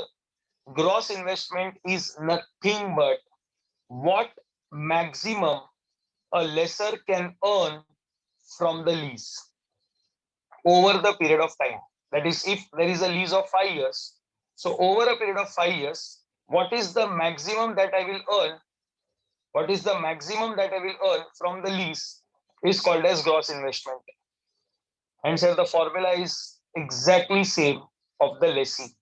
Sir, what is the formula? Sir, it is nothing but MLP plus unguaranteed residual value. And can I say, sir, MLP formula is exactly same as the lessee? So here I would say lease rentals plus guaranteed residual value. And sir, same those two nonsense logics. Contingent rent minus and minus reimbursable expenses. But sir, generally only these 2 points only come: lease rental and guaranteed residual value. So sir, in simple terms, the MLP of the lessee and MLP of the lessor is same. Yes sir, same. Right? And I'll say one more point. In lessee, you have considered the present value of MLP? Yes or no? So sir, technically please understand, if you see from lessor's point of view, what is lessor's gross investment? Sir, lessor's gross investment, that is what is the total he will earn from the rent, sorry, from the lease, is MLP plus unguaranteed value also. So now we will consider the unguaranteed value also, because there is a chance of earning the unguaranteed value also. Means if at the end of the lease, lessee has given a guarantee, but for the balance residual value is not given a guarantee. So there is a chance at the end of the lease term we may bargain with him, boss, please pay some part of the unguaranteed value also. Or else if he is not ready to take the asset, no problem, leave it, we will sell it to somebody else. So there is always a scope of collecting the unguaranteed value also at the end of the lease term. And sir, gross investment is maximum what I can earn. So if you closely look, the only difference between lease receivable shown by the lessor and lease payable shown by the lessee is the unguaranteed residual value. And trust me, if unguaranteed residual value is not there in the question, the gross investment is equal to MLP. There will be no unguaranteed value. So technically, the gross investment for the lessor and the MLP that you calculated for lessee will be exactly the same. No changes at all. Right? So I can give you one more point to be noted. Sir, the lease receivable that will be shown by the lessor and lease payable shown by the lessee will not be same if unguaranteed value is there. Because just have a look over here.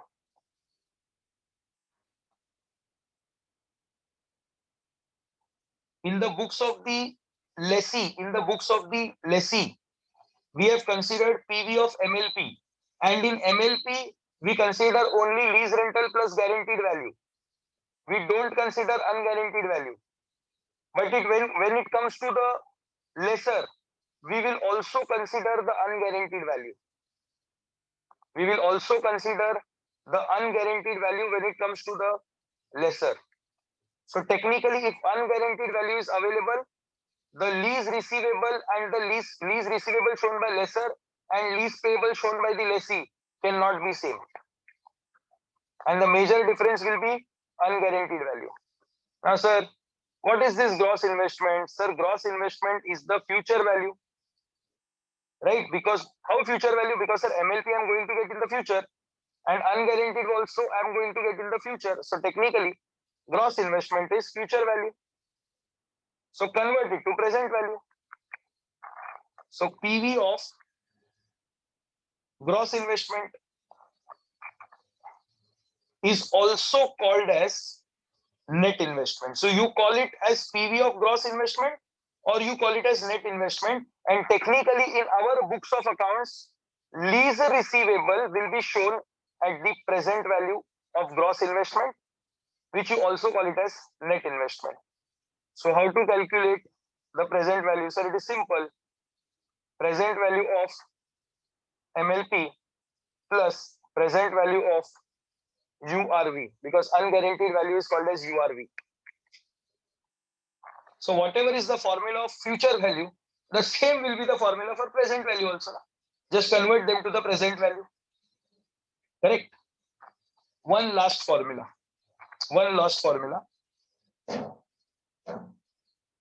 Unearned finance income, that is nothing but, sir, interest. Can anybody tell me what should be the formula for interest? Can anybody tell me what should be the formula for interest?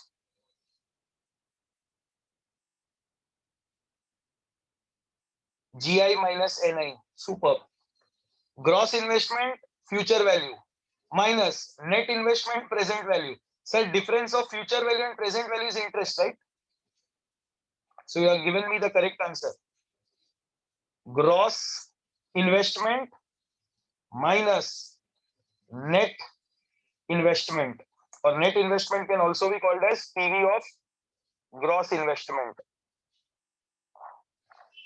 So when it comes to a question with respect to the lesser, they will ask you to calculate gross investment, PV of gross investment, that is net investment, plus they will also tell you to calculate the unearned finance income. So all these things will be told to calculate. Right? Now please understand the journal entry. After that, I will give you the room for raising doubts. Journal. First entry. Asset given on lease. So when we give the asset on a finance lease, technically the asset goes out from our balance sheet and fits in the balance sheet of the lessee. So what we will say lease receivable is now our asset, because we have to collect the lease rental. So lease receivable will be debited and we will be crediting the asset. The asset account will go out. The asset account will go out. And sir, trust me, whatever is the value of the asset, whatever is the value of the asset will also be the value of lease receivable. Both value will be same. Because some student will ask me, sir, when you pass this entry, will there be a difference in the value of asset and value of lease receivable? No difference, sir. Because the rate of return that we are using, will be calculated in such a way, that the present value of the gross investment, or I could call it as net investment, will be equal to the fair value of the asset today. That is how I will calculate my implied rate of return. My rate of return will be calculated in such a manner where I will say that the cost of my asset will be equal to the present value of gross investment.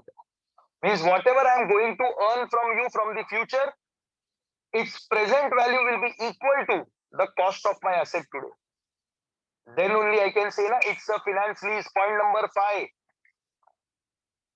should substantially cover the fair value of the asset. So generally it will cover the fair value. Right? So this entry, the debit and credit values will be the same. And second entry will be for lease rentals received. So sir, this entry will be exactly opposite of what we did for the lessee. Exactly opposite, because here we are going to receive. So our entry will be bank account debit to lease receivable to finance income. And second entry will technically come every year. First entry will come only once.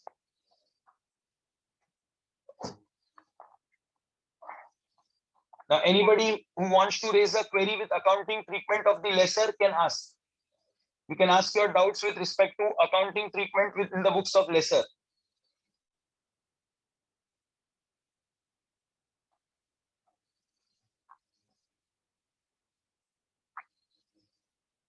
Yes, Sumuk. Yeah, hello, sir. Once again. Yes. Yeah, sir. So Yes. just for the sake of clarity, can you just, for the same journal entries, can you write the numbers that you're used in the question? Sir, SBI Because Bank my doubt is actually the present value of what I will be paying, and I mean, as a lessee, the present value of what I'll be paying in future, and the asset I've received, there's a difference in that amount, right? That is what is the interest component, right? You're talking about the first question? Yeah. No. This question only from the lessee point of view, I'm saying. Mhm.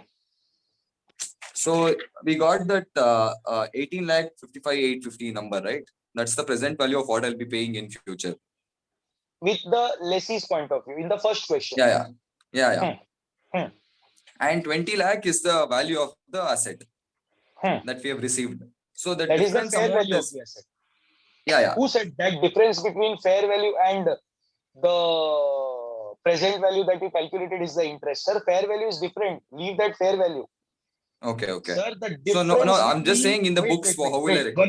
One minute. The Yeah. difference between 26 lakh 25,000 and 18 lakh 55,000 is interest.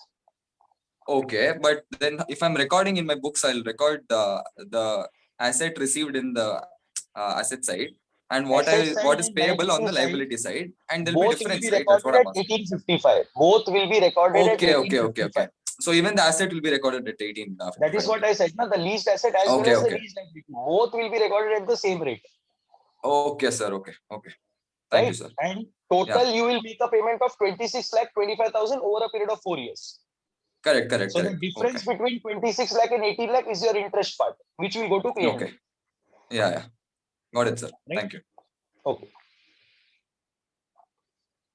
Yes. Anybody else? Doesn't recording of URV lead to defeat of concept of prudence? And we are recording it. No, sir. No defeat of concept of prudence. I don't feel in that way. Even morning batch also somebody had asked me the same point. That, sir, how are you recording the unguaranteed residual value over here? Sir, unguaranteed residual value, I am recording because I know that my asset has a total value of say 3 lakhs, right? But the lessee has given me a guarantee of 1 lakh, but still I have a scope of earning that 2 lakh also. Because my residual value of the asset is 3 lakhs. So at any point of time, I can fetch 3 lakh for my asset. So if the lessee does not accept it, I have some other people also accepting for the 3 lakh rupees for my asset. So I don't think that it is a killing of conservative or prudence concept over here. Yes, Sir, Naveen. suppose we are giving something on lease for suppose 20 lakhs, sir. Hmm. After the first year, we are receiving the so for 5 years, we'll assume, sir. Hmm. Suppose for the first year, we are receiving 4 lakhs, sir. Hmm. Then that 4 lakhs must be subtracted from the lease receivable, excluding the interest. That's what, no, sir. I did not understand your point. Can you please repeat? Suppose, sir, we are leasing an asset for the 4 or 5 years, sir. Hmm. And after first year, we'll receive some amount, no, sir, as lease rentals that we have to subtract from the lease receivable in the balance sheet. Okay. Sir, I'm asking, sir, whether we have to do like that. Yeah, that is correct. Whatever you receive, the principal portion will get adjusted from the lease receivable. Same as and like the lease. interest Okay, portion, sir. Okay, sir. And interest portion, same as lessee only. Will go to profit and loss account. Financial income will go. Finance income will go to the profit and loss account. Okay, sir. Okay, sir. Now, only one thing everybody has to be noted that lease receivable recorded by the lessor and lease payable recorded by the lessee will be same only if there is no unguaranteed value. But if there is unguaranteed value, then lease receivable shown by lessor and lease payable shown by lessee will not be same. And this will lead to one difference, that is finance charge recorded by lessee and finance income recorded by lessor. There will be difference in the finance income and finance charge also, because we are also considering the unguaranteed value. So interest component will also come on the unguaranteed value. So these are the only two things that can change. And at the end, if the lessor does not get any unguaranteed value, then sir, unguaranteed value will be completely written off, means because that would be the balance left in the lease receivable. Means if everything is paid by the lessee, but lessee at the end does not give anything from the unguaranteed value. So technically you understand, in the lease receivable, the MLP part will be written off because it has been paid by the lessee. What will be left in the lease receivable will only be the unguaranteed value because the lessee did not make any payment of unguaranteed value at the end of term. So technically, at the end of term, your lease receivable will still show some balance, and that will be nothing but unguaranteed value. So that will be completely written off in the profit and loss account. So some people say that, sir, prudence is affected. So you're recording a revenue today. Don't worry, if nothing is received, it will be cancelled. So it will be subtracted, or I would say it will be debited to the P&L account. So the revenue, whatever you recorded, gets cancelled. Sir, Yes. am I audible now, sir? Yes. Sir, to you just explained to someone for question number 1, the interest will be 26,25,000 minus 80,55,000. I didn't understand how is it 26,25,000. Can you explain that? Yes, sir, it was written over here. See, 4 years we are going to get 625 plus 1 lakh. Oh. Sorry, 4 years we are going to pay 625 plus 125 we are going to pay for residual value. So total it comes to 2625. Yes, sir. Got it, sir. Thank you. Right? Okay. Anybody else? You can raise your query.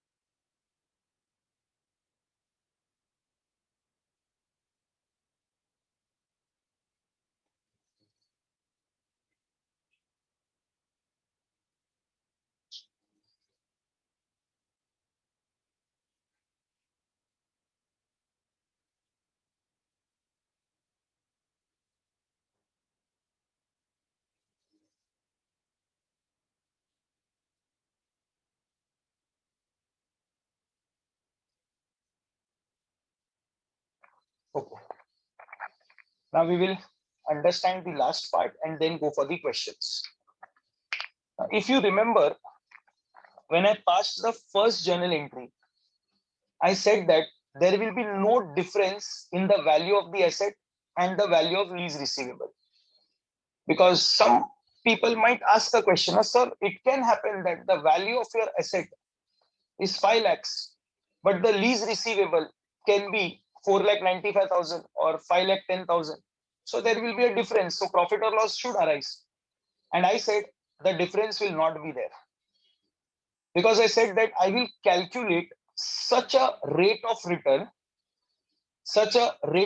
which is called as my IRR, where whatever is the fair value of my asset today, that will be equal to the present value of what I am going to earn from the lease. That is nothing but my lease receivable. And that rate of return is called as IRR, implied rate of return or implicit rate of return. So everybody please focus what I have written over here, because this can help you to crack a question in exam. This box which I have made can help you crack a question in exam. IRR is the maximum returns on a particular lease. And you will also learn this concept of IRR in your capital budgeting. In simple terms, I will say that at IRR, whatever goes out from your pocket today will be equal to whatever is going to come in your pocket. I will repeat my point. At IRR, present value of whatever goes out from your pocket will be equal to the present value of what is going to come in your pocket. And sir, when this becomes equal now, when this becomes equal at a particular rate of return, this will become equal. That rate of return is the maximum that you can earn from a project, and that is called as IRR. Means I'll simple give you one example. Simple, in very simple terms. Right? Sir, I say that I want to earn 8% rate of return. I want to earn 8% rate of return. Correct? I went to a bank. I told bank I want 8%. Bank says, sorry boss, on fixed deposit we give only 5. Right? On fixed deposit we give only 5. Means technically bank can generate only 5% maximum return on your fixed deposit. That is IRR. So if you are expecting 8% from a fixed deposit, forget it. Because 5% is the maximum that the bank can give you. That is IRR. So every project has an IRR. And you cannot earn beyond IRR. So if a project has a value that it can earn 15% rate of return, so IRR of the project is 15%.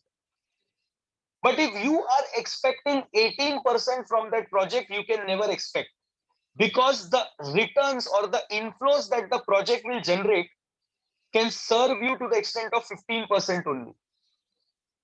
It cannot serve you for 18%. So if you are willing to earn 18%, then don't go for this project.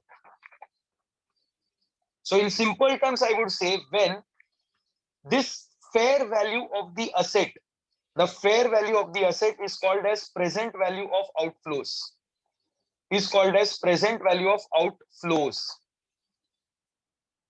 And this will be equal to, sir, PV of gross investment, or you call it as net investment, is called as your PV of inflows. So sir, at a rate of return where your PV of inflow becomes equal to PV of outflow, that rate is called as IRR. Means this is the maximum that you can earn from a particular project. And we have a formula of calculating the IRR, which we'll be learning mostly. If today time permits, I will solve that question today itself. But if time doesn't permit, we will go for the question tomorrow. Right? So why this formula is becoming, or why this concept is becoming very important for us? Sir, there is one question or two questions in our book where it is a deadlock. Deadlock means you cannot solve the question because certain information is missing. And that information can be cracked if you know this thing, what is written in the box. Means if IRR of the lessor is given in the question, if internal rate of return or implicit rate of return of the lessor is given in the question, then the fair value of the asset will be equal to the gross PV of gross investment. And sir, trust me, in the question, they will not give you any detail of how to calculate the gross investment. So with the help of this logic, you can say that, yes, sir, at the IRR, my fair value will be equal to present value of gross investment. So once you get the present value, can I say you can convert the present value into future value? Yes, definitely. You can convert the present value in the future value and you can find out the gross investment.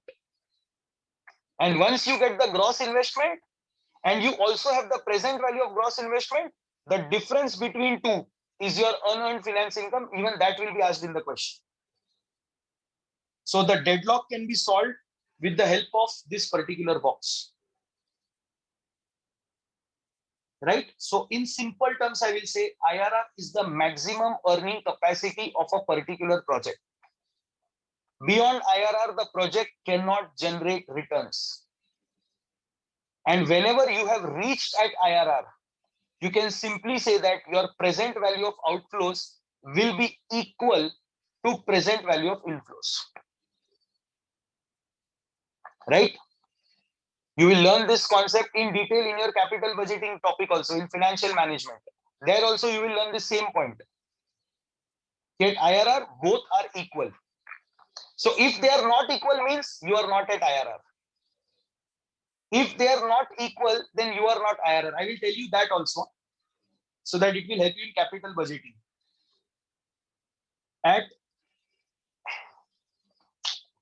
Just focus.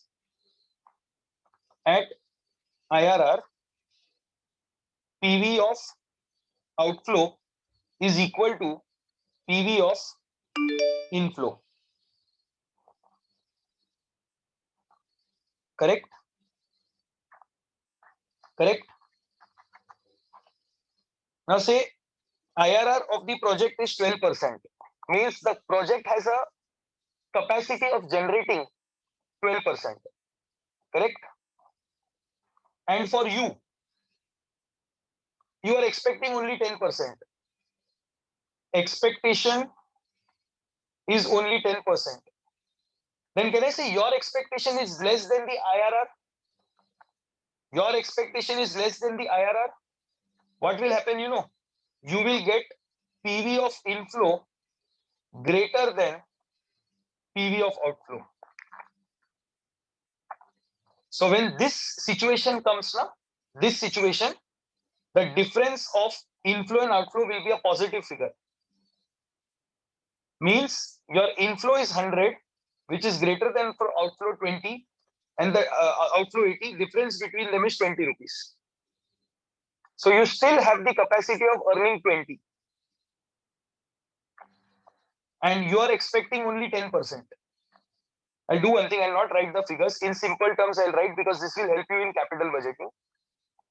And if your expectation is 14%, then sir, the answer will be opposite. Your inflows will be less and the outflows will be greater. Means in such case, you cannot accept the project because project has an earning capacity of 12% and you are expecting 14%. So when a project is having a capacity only of 12%, how can you earn 14% out of it? So this project is not for you. You should not take the project. But when your expectation is 10% and the project has a capacity of giving you 12% returns, you can definitely accept the project. So you are expecting 10, but the project will give you how much? 12% returns. So you will see all these points when you are doing capital budgeting. And in capital budgeting, you will learn the concept of NPV also, net present value. And net present value is nothing but inflow minus outflow. Net present value, NPV technique, NPV is nothing but PV of in minus PV of out. And this will be, NPV can be either positive or it can be negative. So when will NPV be positive? When expected rate is less than IRR.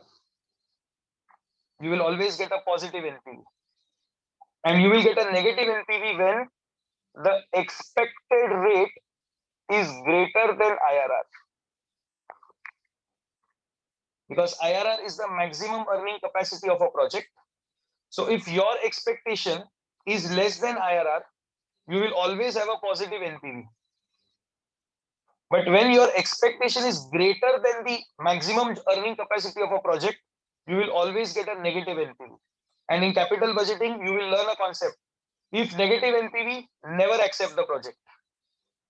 And sir, it is implied now because you are expecting greater than IRR. Then how will you accept the project? Correct.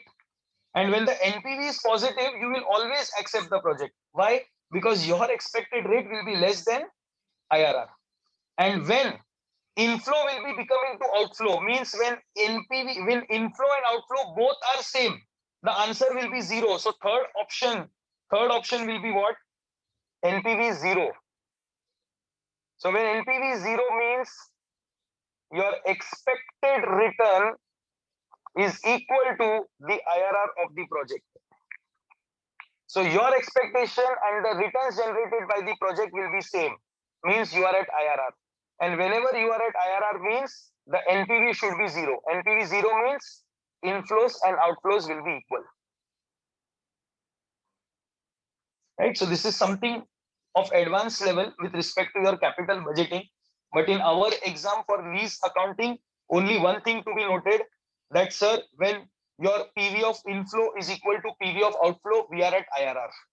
And at IRR, what is outflow? Fair value of the asset. What is inflow? Present value of gross investment.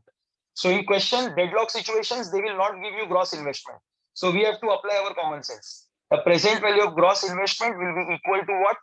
Fair value of the asset. And fair value of the asset will be given in the question. So with the help of that, we can crack this. We'll be doing a question based on this tomorrow. Right? Let us go to the question. Sorry, Hemant, we are not going any detail with respect to NPV and all, because out of topic, just it was going in a flow, so I told it to you, but then it will consume unnecessary time. We'll stick to our syllabus, because this is not FM class, this is accounting standard class. So this was related to FM, so I showed this one or two further formulas, but I cannot go into detail now. Now we'll go for the second question. We'll go for the second question now. Here you have to do the accounting in the books of lessor and lessee both. Question number 2. AD Softex Limited has taken assets on lease from ACS Infex Limited. The information is given as follows. So AD Softex has taken the asset on lease. So AD Softex becomes lessee and ACS becomes lessor. Correct? Lease term is 4 years. Fair value at the inception of the lease is exactly 16 lakhs. Lease rentals 5 lakh rupees per annum at the end of the year. Guaranteed residual value is 1 lakh. And expected value is 3 lakh. So technically, sir, guaranteed value is 1 lakh, unguaranteed will be 2 lakh. Correct? Implicit interest rate is 14.97%. Sir, IRR is given. So, sir, when IRR is given, from the lessor's point of view, fair value of the asset will be equal to present value of gross investment. And sir, I will solve the present value of gross investment. I will show you that both will be coming to 16 lakh or only 50-100 rupees difference because of the discounting rates rounding off, because discounting rates are not given in the question, so we have to work them out separately. So you have to do the accounting in the books of lessee as well as the lessor. So in both the books, you have to show the accounting treatment. Right? That is at what values it will be recorded. Journal entries are not required. So we will first do in the books of lessee and then we will go for lessor. Correct? So for lessee, what is the logic? Sir, lessee will record the asset and liability at fair value or PV of MLP, whichever is lower. And lessor will record the lease receivable on the asset side at PV of gross investment. That is net investment. And sir, since IRR is given, the present value of gross investment will be equal to the fair value. So now only I'm telling you the answer. Sir, in the books of lesser, the lease receivable should be recorded at 16 lakhs. Before solving only I'm giving you the answer. Because I am sitting at IRR. So when you are at IRR means inflow is equal to outflow. So what is outflow? Fair value of asset is outflow. So what will be inflow? Same 16 lakh only. So let us solve the question and check whether what I am saying is correct or not.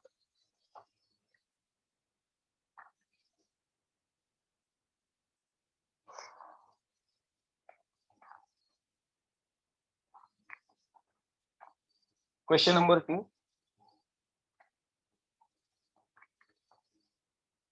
In the books of AD Softex Limited, lessee, and sir, we will be writing the same first paragraph that we wrote for question number 1 also. The same theoretical point, we have to write it again.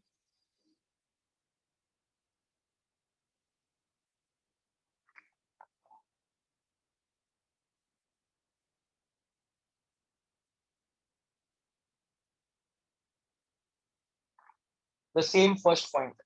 As per AS 19, the lease liability and leased asset will be recognized in the books of the lessee at the lower of fair value of leased asset at the beginning of the lease or present value of MLP. Same first paragraph, copy pasted. Please, you also take a note of this.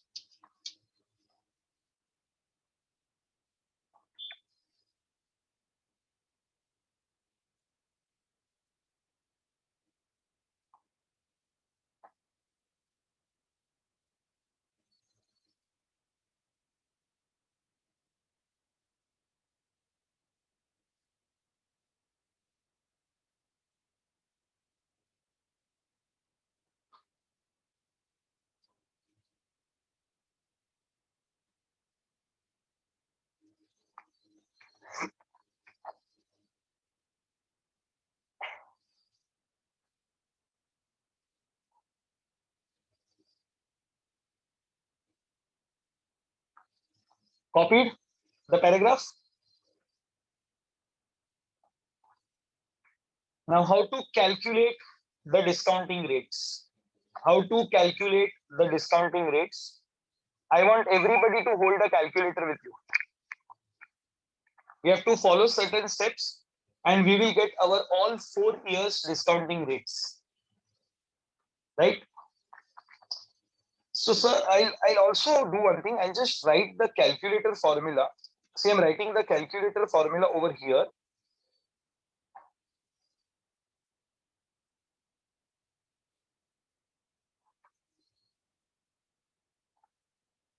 So what you have to do on your calculator, step number 1, 100 divided by 100 plus rate equal to, you will get first year's factor.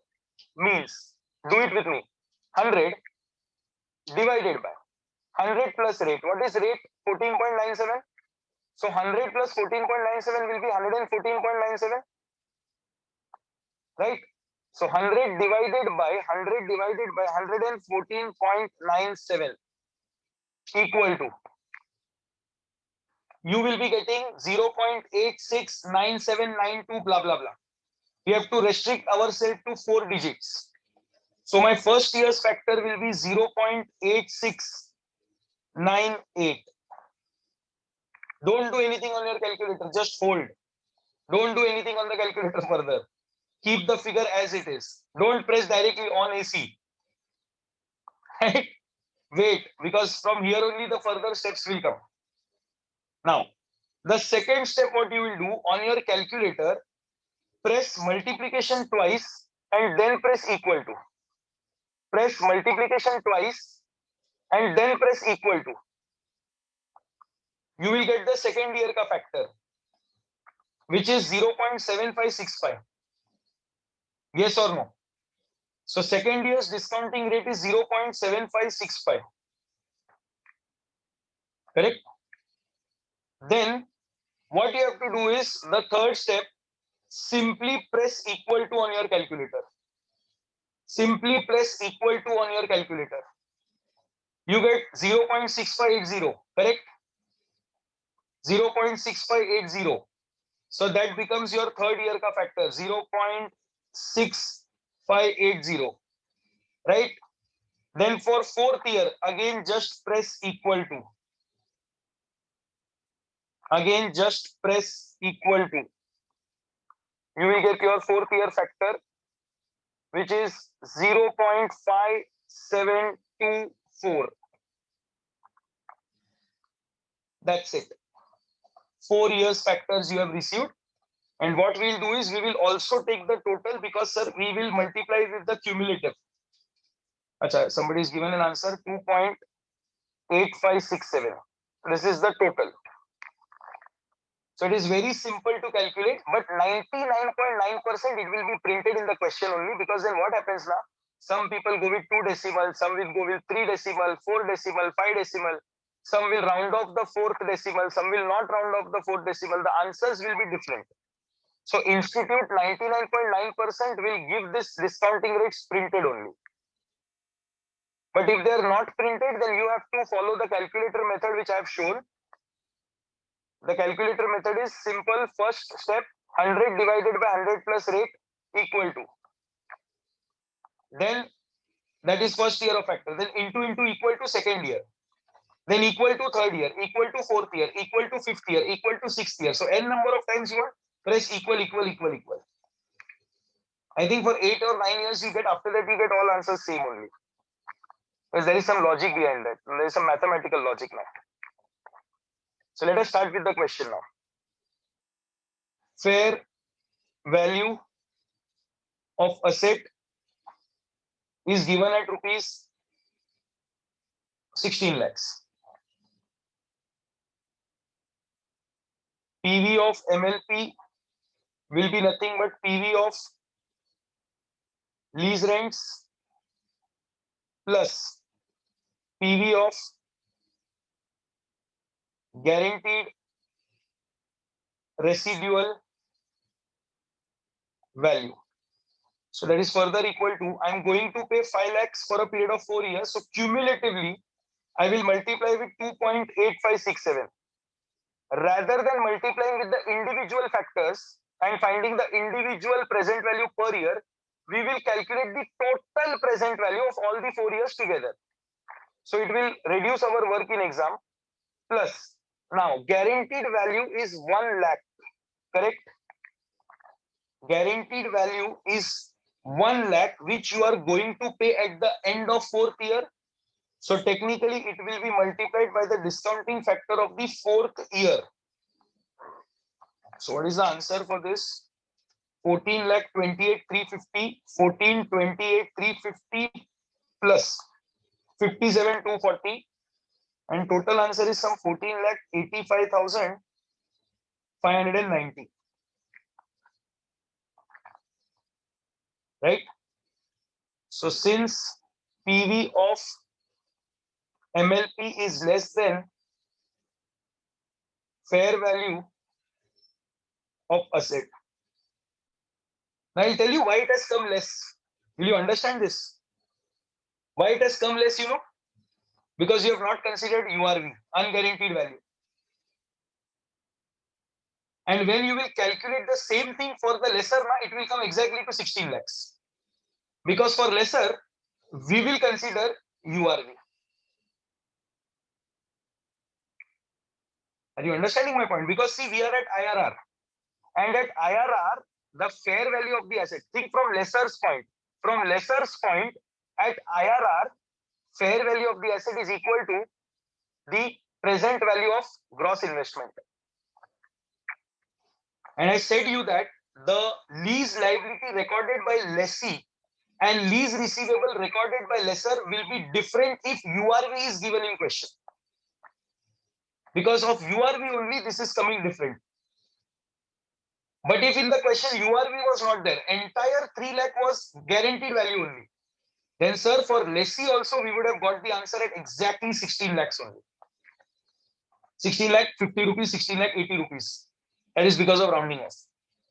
So since PV of MLP is less than fair value of the asset, comma, the lease liability and leased asset will be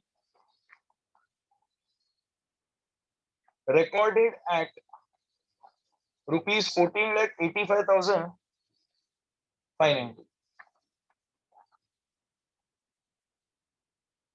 Yes, Anshul has calculated 16 lakh 40 rupees is getting. Yes, 40 rupees is because of rounding off, sir.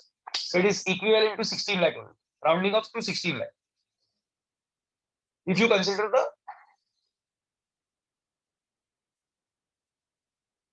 sir, contingent point is not given in the question only. So contingent rent is not at all available. Mohit has given answer 16 lakh 70 for I think for the lesser. Have you completed this? Shall we go ahead? Okay, now let us go in the books of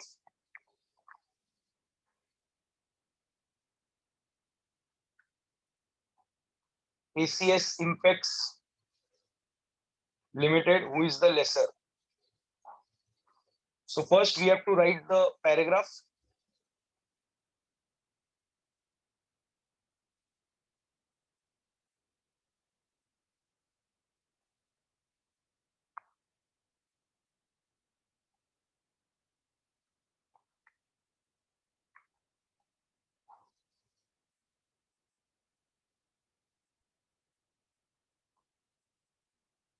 Yes. What will be the paragraph? As per AS 19, comma, the lessor will record the lease receivable in the balance sheet at the net investment in lease. And in the bracket, that is PV of gross investment in lease. So you have to write this paragraph first, and then we will calculate all the different aspects.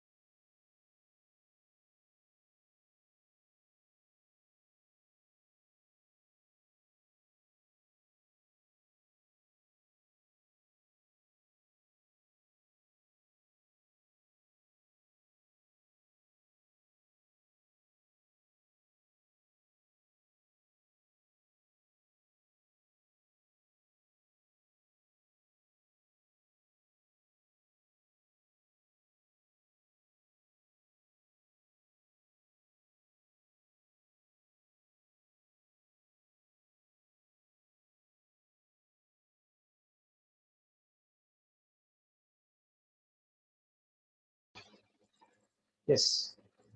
Am I audible now?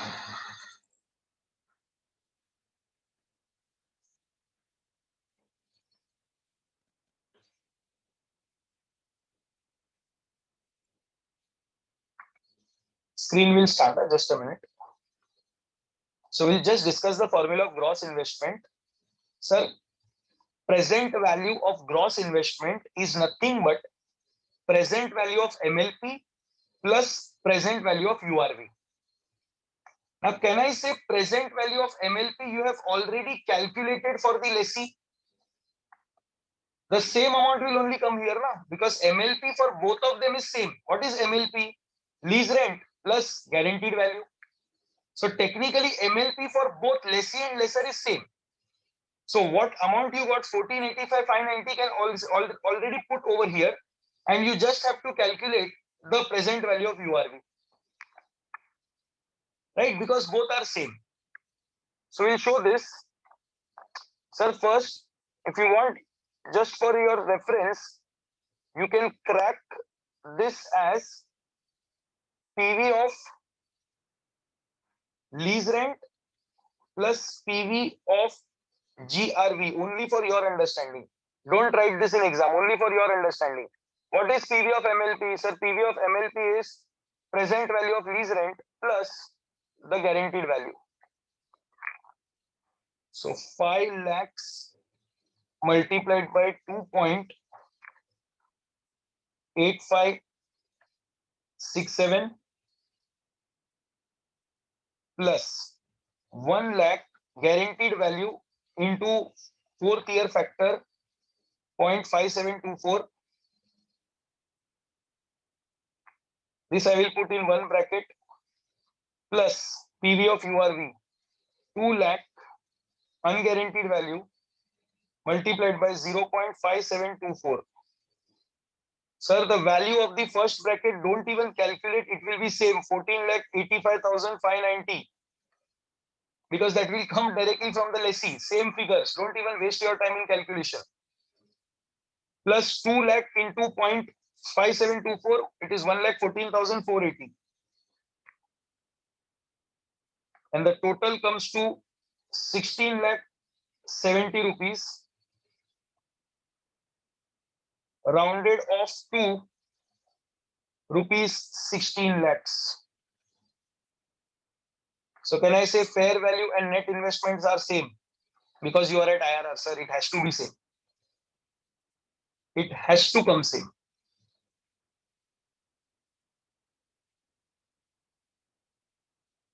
It is not lesser as expected 70 rupees more than IRR. It is purely because of rounding off, Mr. Bharat. It's purely because of rounding off. Because these discounting factors we considered as 4 digits, no? But they come for all the digits in your calculator. So that is where the 70 rupees rounding off difference comes. So we rounded off this. So we'll say therefore the lease receivable will be recorded at rupees 16 lakhs.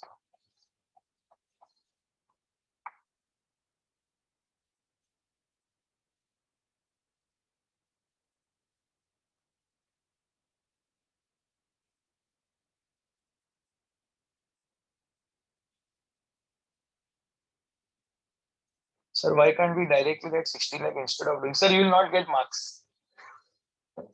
As simple as that. He's telling me, sir, if you know the answer at the beginning only, then why have you not directly written 16 lakh? Sir, only for the sake of marks, I have calculated all these things. I told you at the beginning only, because we are at IRR. So it is very much clear that fair value should be equal to net investment under any circumstance. If it is not equal, means the IRR is not proper. There is one loophole type of question with us, question number 3 of the book. The question is not correct. Sir, also tell how to calculate financial income. Yes, we are doing one question now, right away, where we will be showing you how to show the bifurcation between principal and interest. People have completed this? Sure, everybody completed? Can you show the start for a minute? This is the first part of the question. I am showing both the parts once again. This is the first part of the question in the books of lessee. This is the first part of the question in the books of lessee.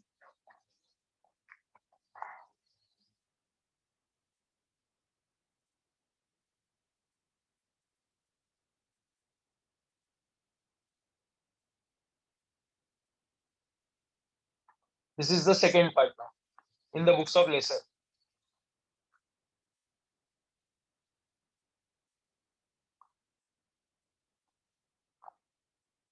Correct? Now you have to open the PDF file that I have forwarded to you people.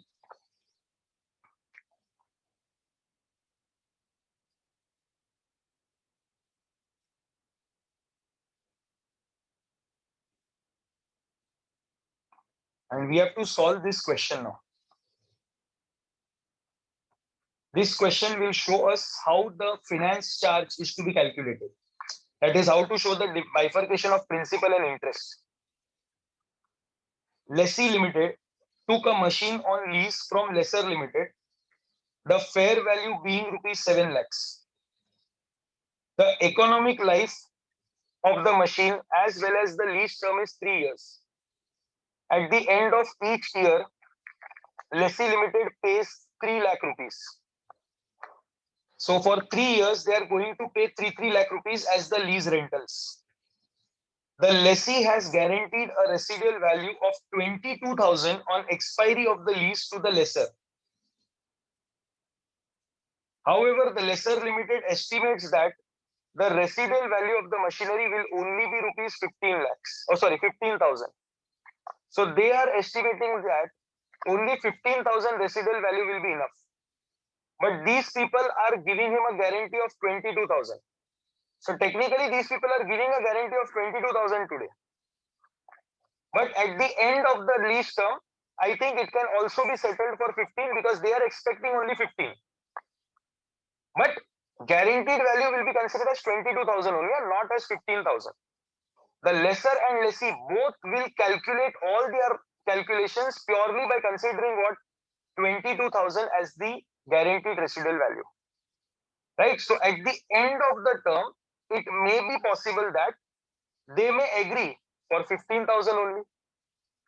So extra 7,000 that will be shown in the books will not be required to pay. So that can be written off in the profit and loss account. And if they are asking 22,000 only, then no problem, full 22,000 will be paid off. But that is not given in the question. So that is not our lookout. However, Lesser Limited estimates that residual value will be 15,000. Okay. The implicit rate of return, IRR, is given in the question. IRR is 15% and present value factors at 15% are 0.869, 0.756 and 0.657 at the end of first, second and third years respectively. Calculate the value of machinery to be considered by Lessee Limited and the finance charges in each year. So they are asking you in the books of Lessee Limited, what should be the value of machine? Now, sir, in the books of lessee, the asset as well as the liability both are recorded at the same values. And what are the values? It is lower of fair value of the asset or PV of MLP. We have already solved question number 1 and 2. This question is also of same grounds. But what is different in this question, you also have to calculate the finance charges in each year. So here we will be showing the bifurcation of principal and interest. So the first part of the question will be same as what we have done for question number 1 and 2. So as you can see on your screens, my first paragraph is also same. As per AS 19 in the books of lessee, the leased asset and liability will be recognized at the lower of fair value of the asset at inception or PV of MLP. Fair value of the asset is given in the question at 7 lakh rupees. Let us calculate PV of MLP. What is PV of MLP? Sir, PV of MLP is equal to present value of lease rentals plus present value of guaranteed residual value, GRV. Correct? Let us work out. Sir, 3 lakh we are going to get for 3 years. So you can see 3 lakh is multiplied by the total of all the 3 cumulative factors. All the 3 factors we have taken, the total is 2.282.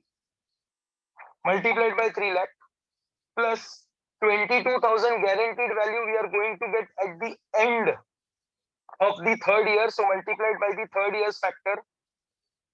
So we get an answer as 6,99,054 rupees, which is very much close, to the fair value.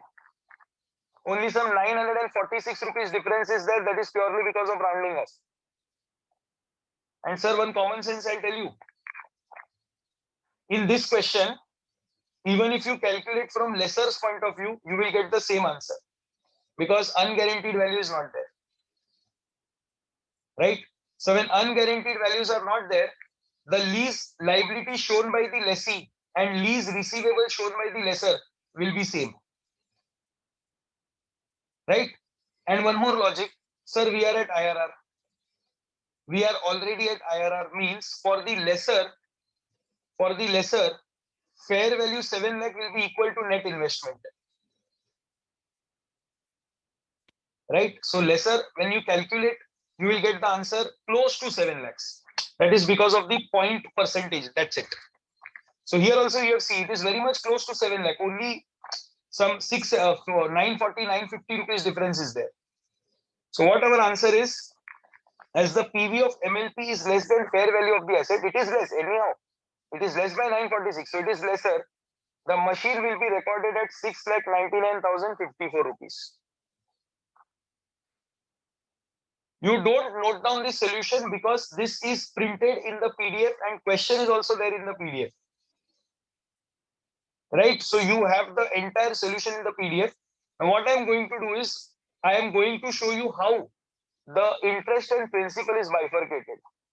I think till here people might be clear because this is the third question that we are solving. So till 6,99,54 rupees, anybody having a problem can raise your hand. This is the same way of calculating the PV of MLP as we did in question number 1 and 2.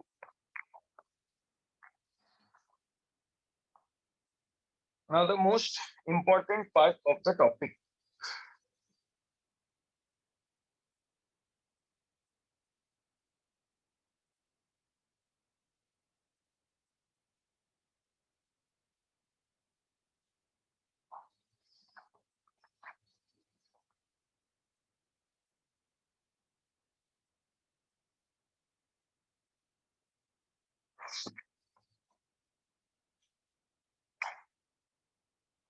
This is the table that you have to draft for showing the bifurcation of principal and interest.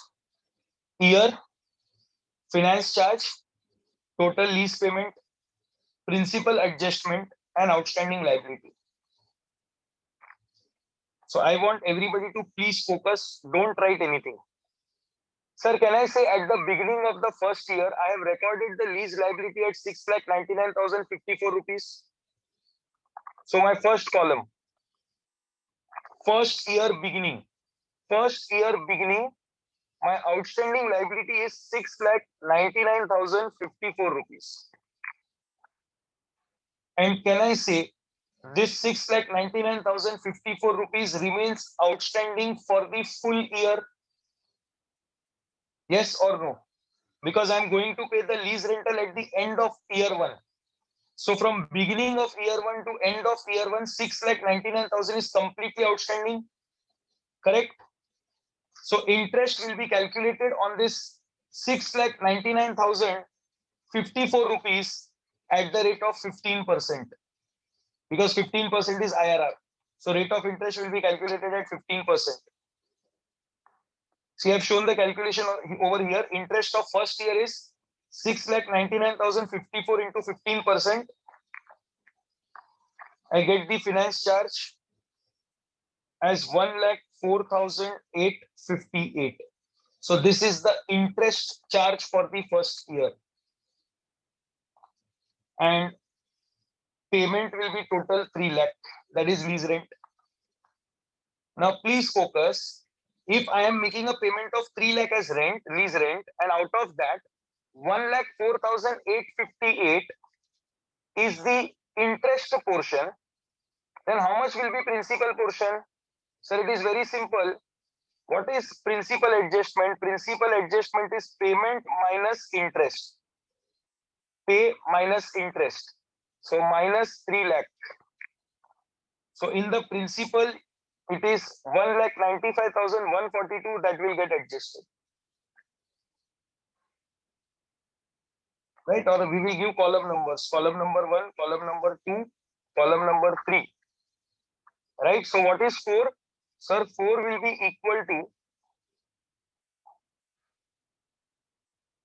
1, 2, 3, 4. 3. Outstanding liability minus principal. 4 will be equal to outstanding minus 3. Now, I said 6,99,000 is outstanding, but 1,95,000 is adjusted towards the principal. So at the end of the year, how much will be outstanding? Sir, outstanding of last year minus 195. That is 6,99,054 minus 1,95,142. So now outstanding at the end of third year will be 5,03,912. Sorry, outstanding at the end of first year. Now, can I say this 5,03,902 will remain outstanding for full second year? So now second year's interest will be calculated. Second year's interest will be calculated on 5,03,912 at 15% into 15%. So the interest charge for the second year will come to 75,587. And payment is of 3 lakh only. So how much will be principal adjustment? Principal adjustment 3 is equal to 2 minus 1. So second column minus 3 lakh minus 75,587. So principal adjustment is 2,24,413. Correct? So I will say up to first year end 5,03,000 was outstanding. Now 2,24,000 will be adjusted against principal. So how much will be balance at the end of second year? It is 2,79,499.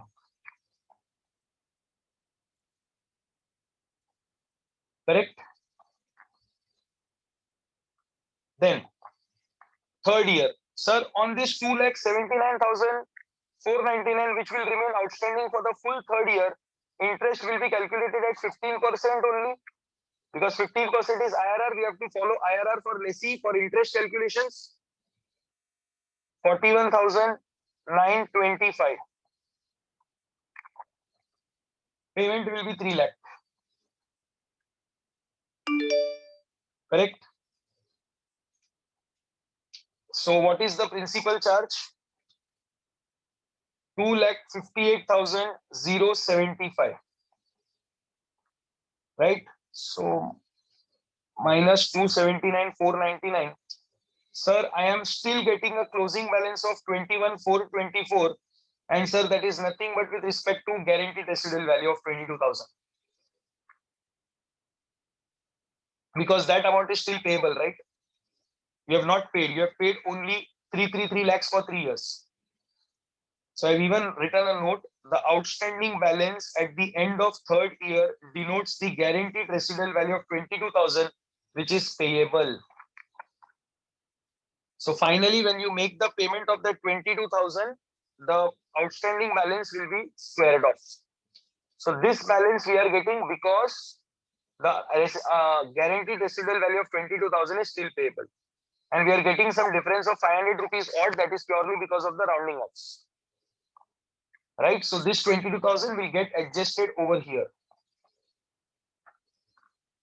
when you make the payment of the residual value. Anybody with any sort of query with this, please raise hand immediately and ask.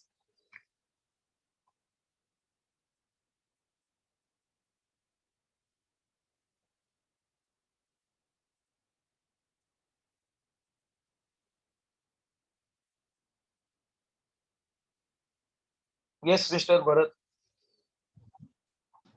Sir, we will find finance charge for lesser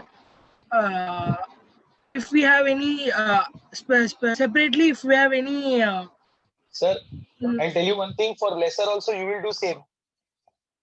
Yes, sir. If there is any unguaranteed residual value, we'll find separately, sir. See, you have to do in the same manner, even if there is unguaranteed residual value for the lesser. But please understand, when there will be unguaranteed residual value, the interest income for lessee, interest income for lesser and interest expense for the lessee will be different.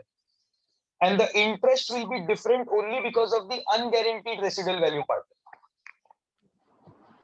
The balance at the year end of at the third year end will be guaranteed residual value plus unguaranteed residual value. Yes, for lesser. Okay, okay, so okay. If unguaranteed is given in question. You're correct. Right? Anybody else with any sort of query with this question?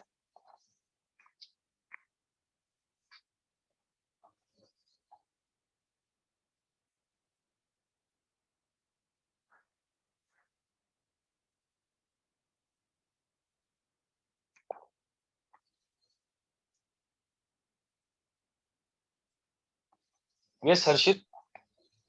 Sir, we multiplied the values with 15%, right, sir?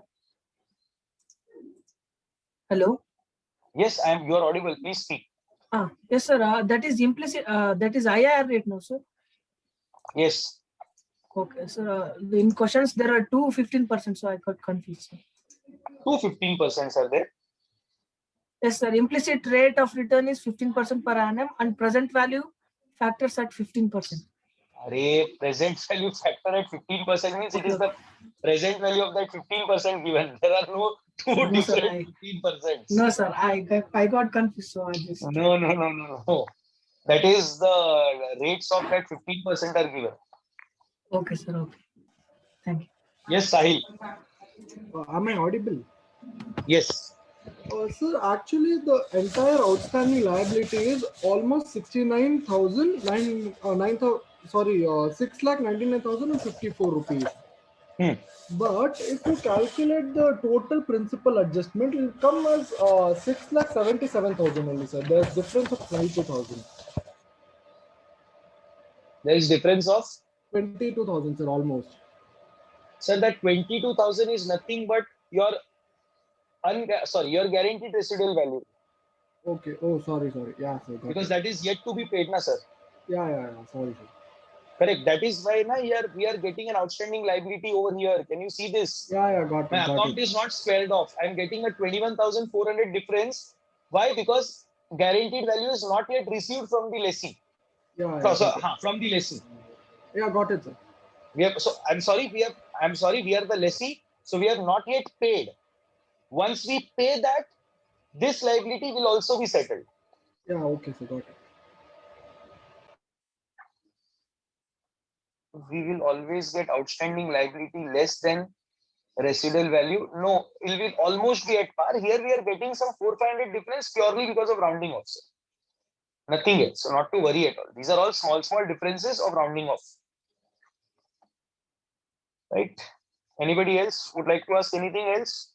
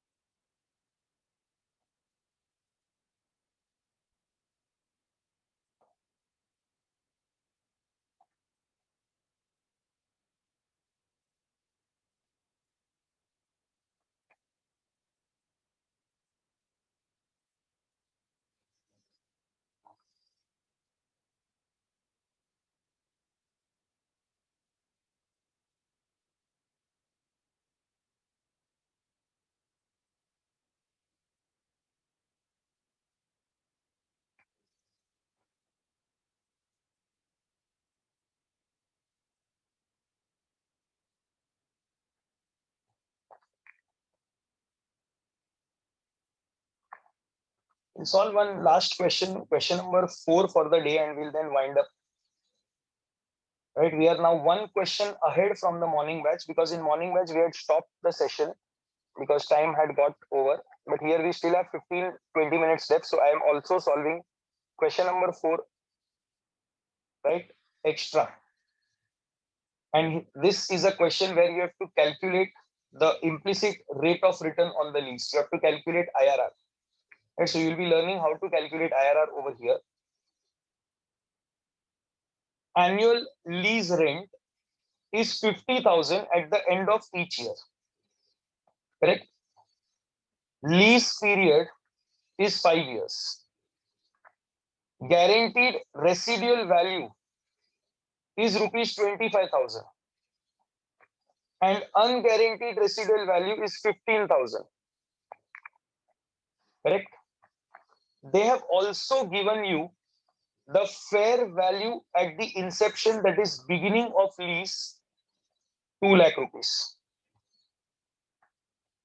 Correct? So you have to find such a rate of return where the fair value 2 lakh should be equal to the present value of all the future inflows. Present value of all the future inflows. Correct? That is nothing but present value of gross investment. So in this question, gross investment is given to you. How gross investment is given? Sir, I know the lease rental, I know guaranteed, I know unguaranteed value. When we take all these three together, you get gross investment. Yes or no? So you have to find such a rate where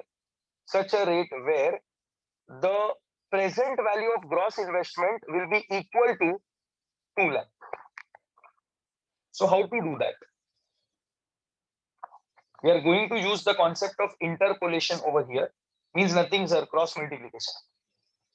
Right? So before going to cross multiplication, let us write the basic points. First, gross investment in lease is nothing but lease rentals plus guaranteed residual value, and these two form MLP plus unguaranteed residual value. Correct? So how much is lease rental? 50,000 for 5 years plus guaranteed value is 25. So this will come in one bracket plus unguaranteed is 15. It's 2,90,000.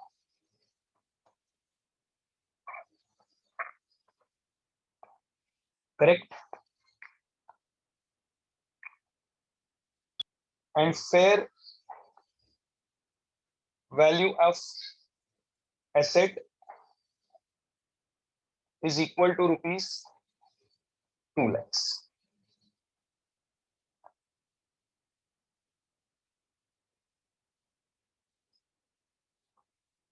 At IRR, comma, fair value of asset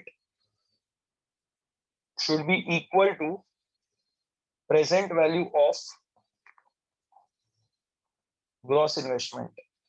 That is PV of gross investment should come to rupees 2 lakhs. So, sir, we have to find such a rate of return where the present value of gross investment should come at 2 lakh rupees.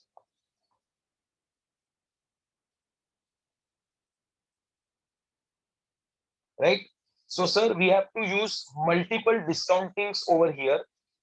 And see, we cannot directly find out. So what we have to do is, we have to first try discounting at one rate. So at that particular rate, you may get a present value which is greater than or less than 2 lakh.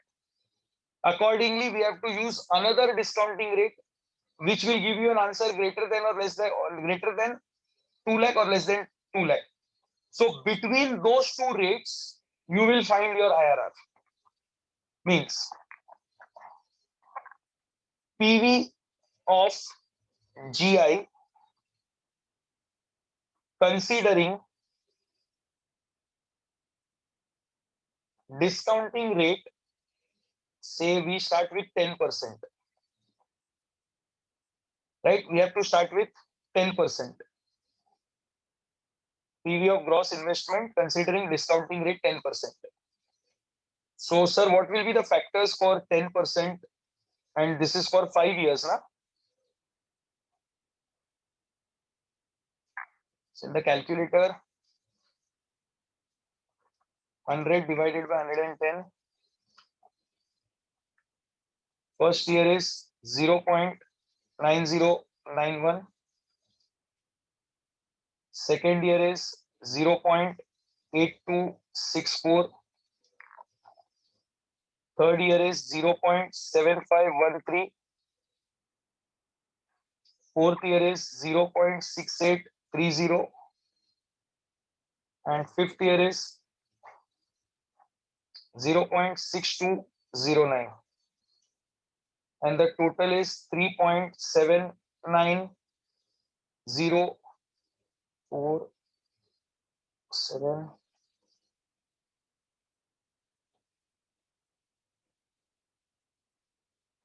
3.7906 is the total. So first we will calculate at the rate of 10% discounting rate and see what answer we are getting. If we are getting greater than 2 lakh, then we will increase our discounting rate. Because see, I'll simply say you, higher the discounting rate, lower will be the present values. Because if you discount them at higher rate, means you convert them to present value by considering higher rate of interest. So obviously the interest component will be greater, so principal automatically will come down. And when you discount with a lower rate of interest, so the interest portion will be less and principal portion will be greater. And principal portions are the present values. Always remember this point. Right? Is 3.0876. I have to consider the last 4 digits. So let us go now.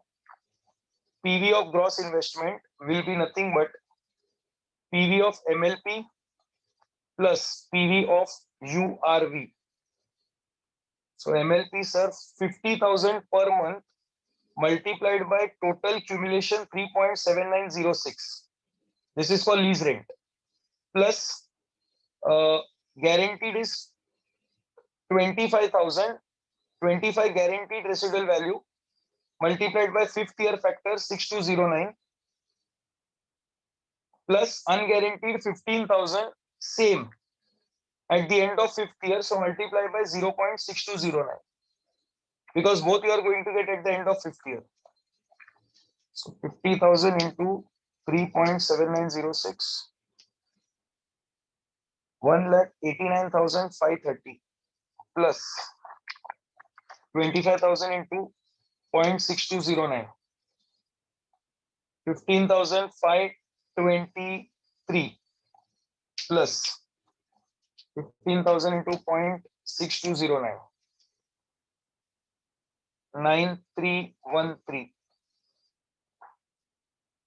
So sir, we are getting 2,14,366. Sir, present value of gross investment we are getting at 2,14,366. But we want how much? Present value of gross investment should be 2 lakh. So we are getting greater than 2 lakh, correct? Right? So we want now a discounting rate which will give us less than 2 lakh, means 10% is not the IRR, that is for sure. So now what I'll do, I will increase the discounting rate so that the present values will fall. So always remember, higher the discounting rate, lesser will be the present values. Because when you discount at a high percentage, interest factor is more and principal factor is less. Right? And present values are principal factors. So now what I'll do is, I will calculate PV of gross investment directly considering, say we'll go for 16% now. Discounting rate 16%. So definitely between 10 and 16 we should get our IRR. So first, same, I have to work out the factors for 16%, first year, second year, third year, fourth year, fifth year, and then obviously the total. Same logic, 100 divided by 116. 100 divided by 116 equal to. So for first year, we are getting 0.8621. Then press into equal to. Second year, we are getting 0.7432. Right? Now for third year, just press equal to.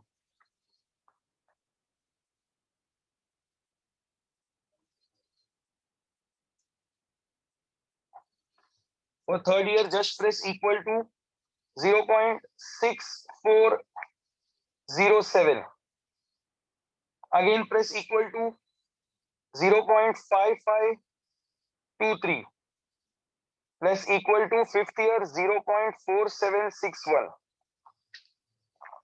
Total 3.27, 3, 10, 13, 14.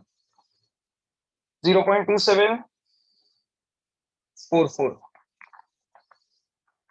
0.3, total is 3.2744. Right?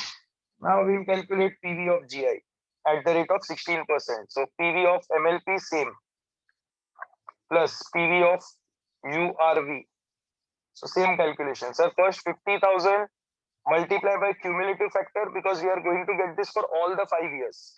So 3.2744 plus 25,000 into 0.4761 fifth years factor plus 15,000 unguaranteed into 0.4761 same fifth years factor because we are going to get them at the end of fifth year.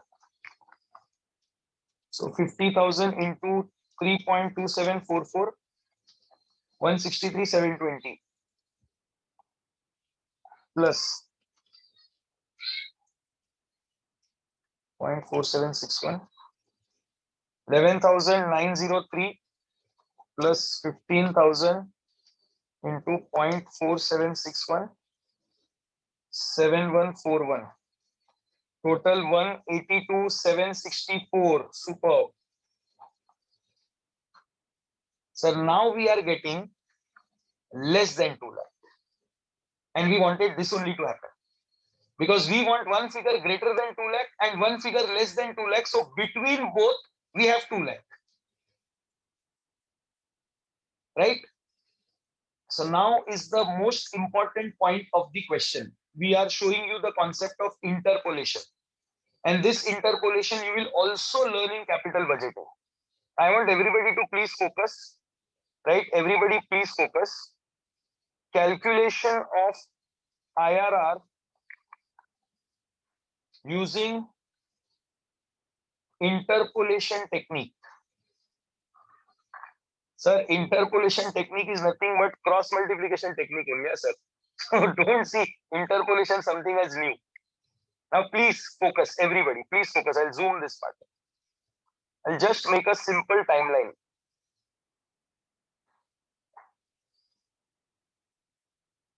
Okay, now everybody please focus.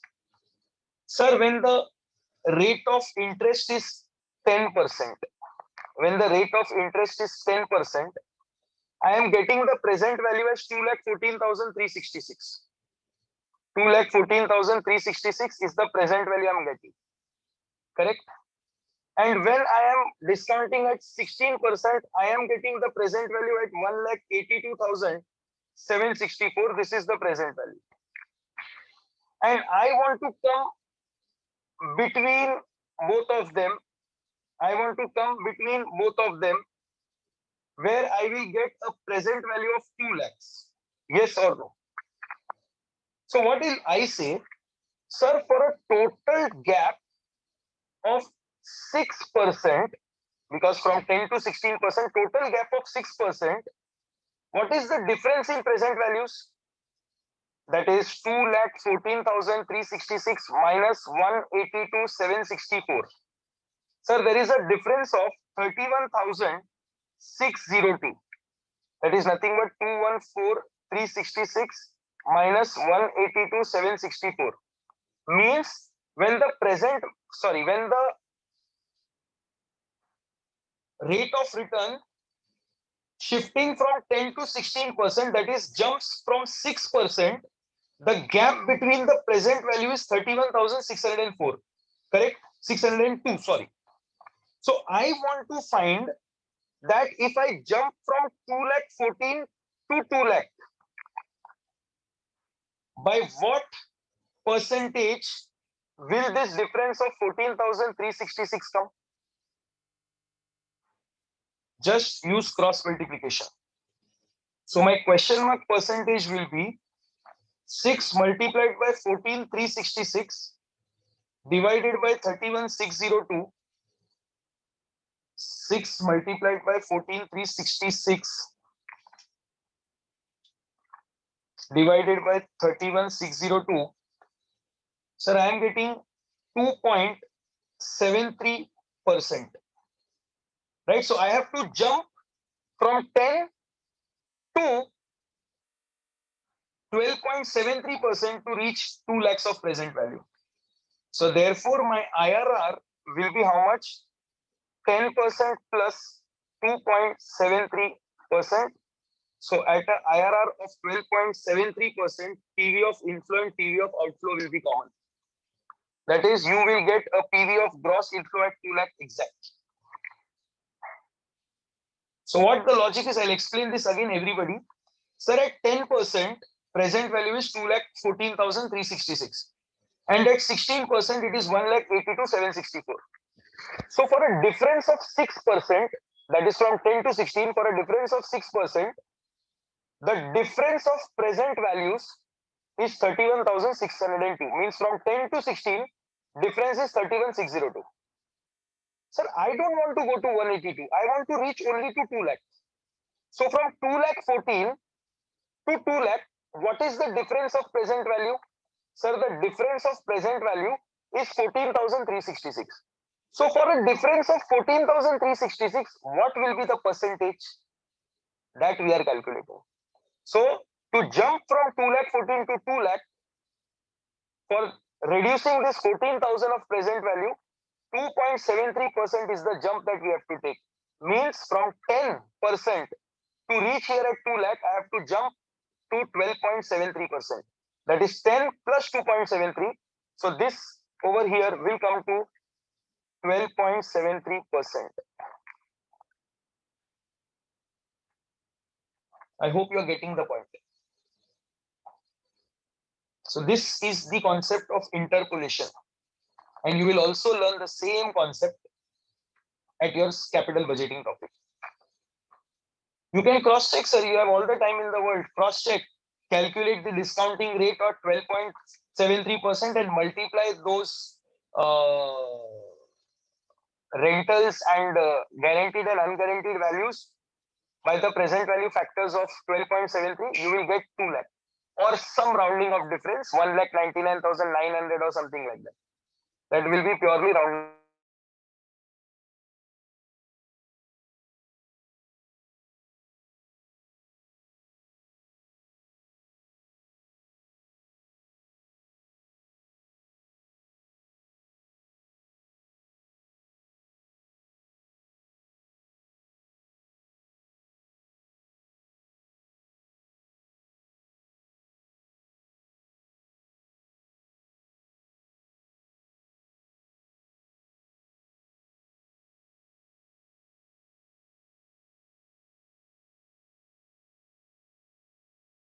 Okay, fine. Take the screenshot.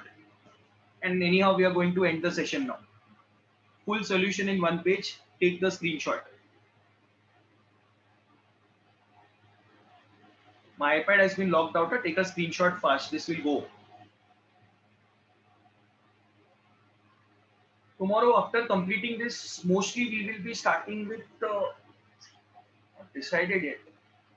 Mostly 17 or 26. Any one of the two. 26 soft copy I've already sent it to you. 17 we don't have separate PDF. We'll be following JKSC material only. So either 26 or either 17. Arey, this is full solution. Now what full solution you want, Sujit? This is only the full solution. No, this question is not over for morning batch. So again, tomorrow morning first I'll start with this question for morning batch. I cannot scroll. I have already lost the connection of my iPad. It will again take 3 to 4 minutes. Please copy down. This is the entire question.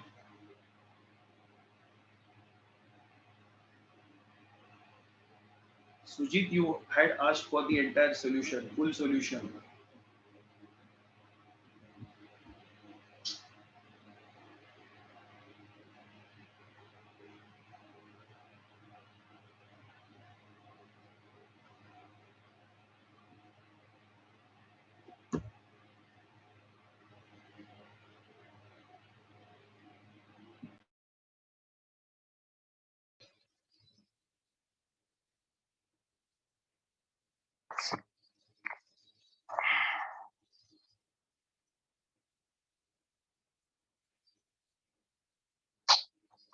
Yes, Niyati, please do it fast. So in place of that 14,366, what if I take difference between 2 lakh and 182? Then you have to come reverse. 16 minus. Achha. So always go from left to right. Don't come from right to left. Okay, sir. If you are doing from 182 to 2 lakh, then you will get some percentage which you have to subtract from 16%. What you wanted to scroll and see? Somebody was telling, please scroll. What you want to see now? I've logged in for you only. So I think Sujit was asking something. Scroll something. Noted the entire clear solution. The full solution is shown in the one screen itself. Yes, he's getting some 1,98,993. Mohit has calculated that. So there is a difference of 1,000. That is purely because of rounding off, sir. But your IRR is 12.73%. Right? That is purely because of rounding off. So we will wind up the session now. Right? We'll continue tomorrow. Bye, everybody. Take care. Good night. Good night. Thank you very much. Good night.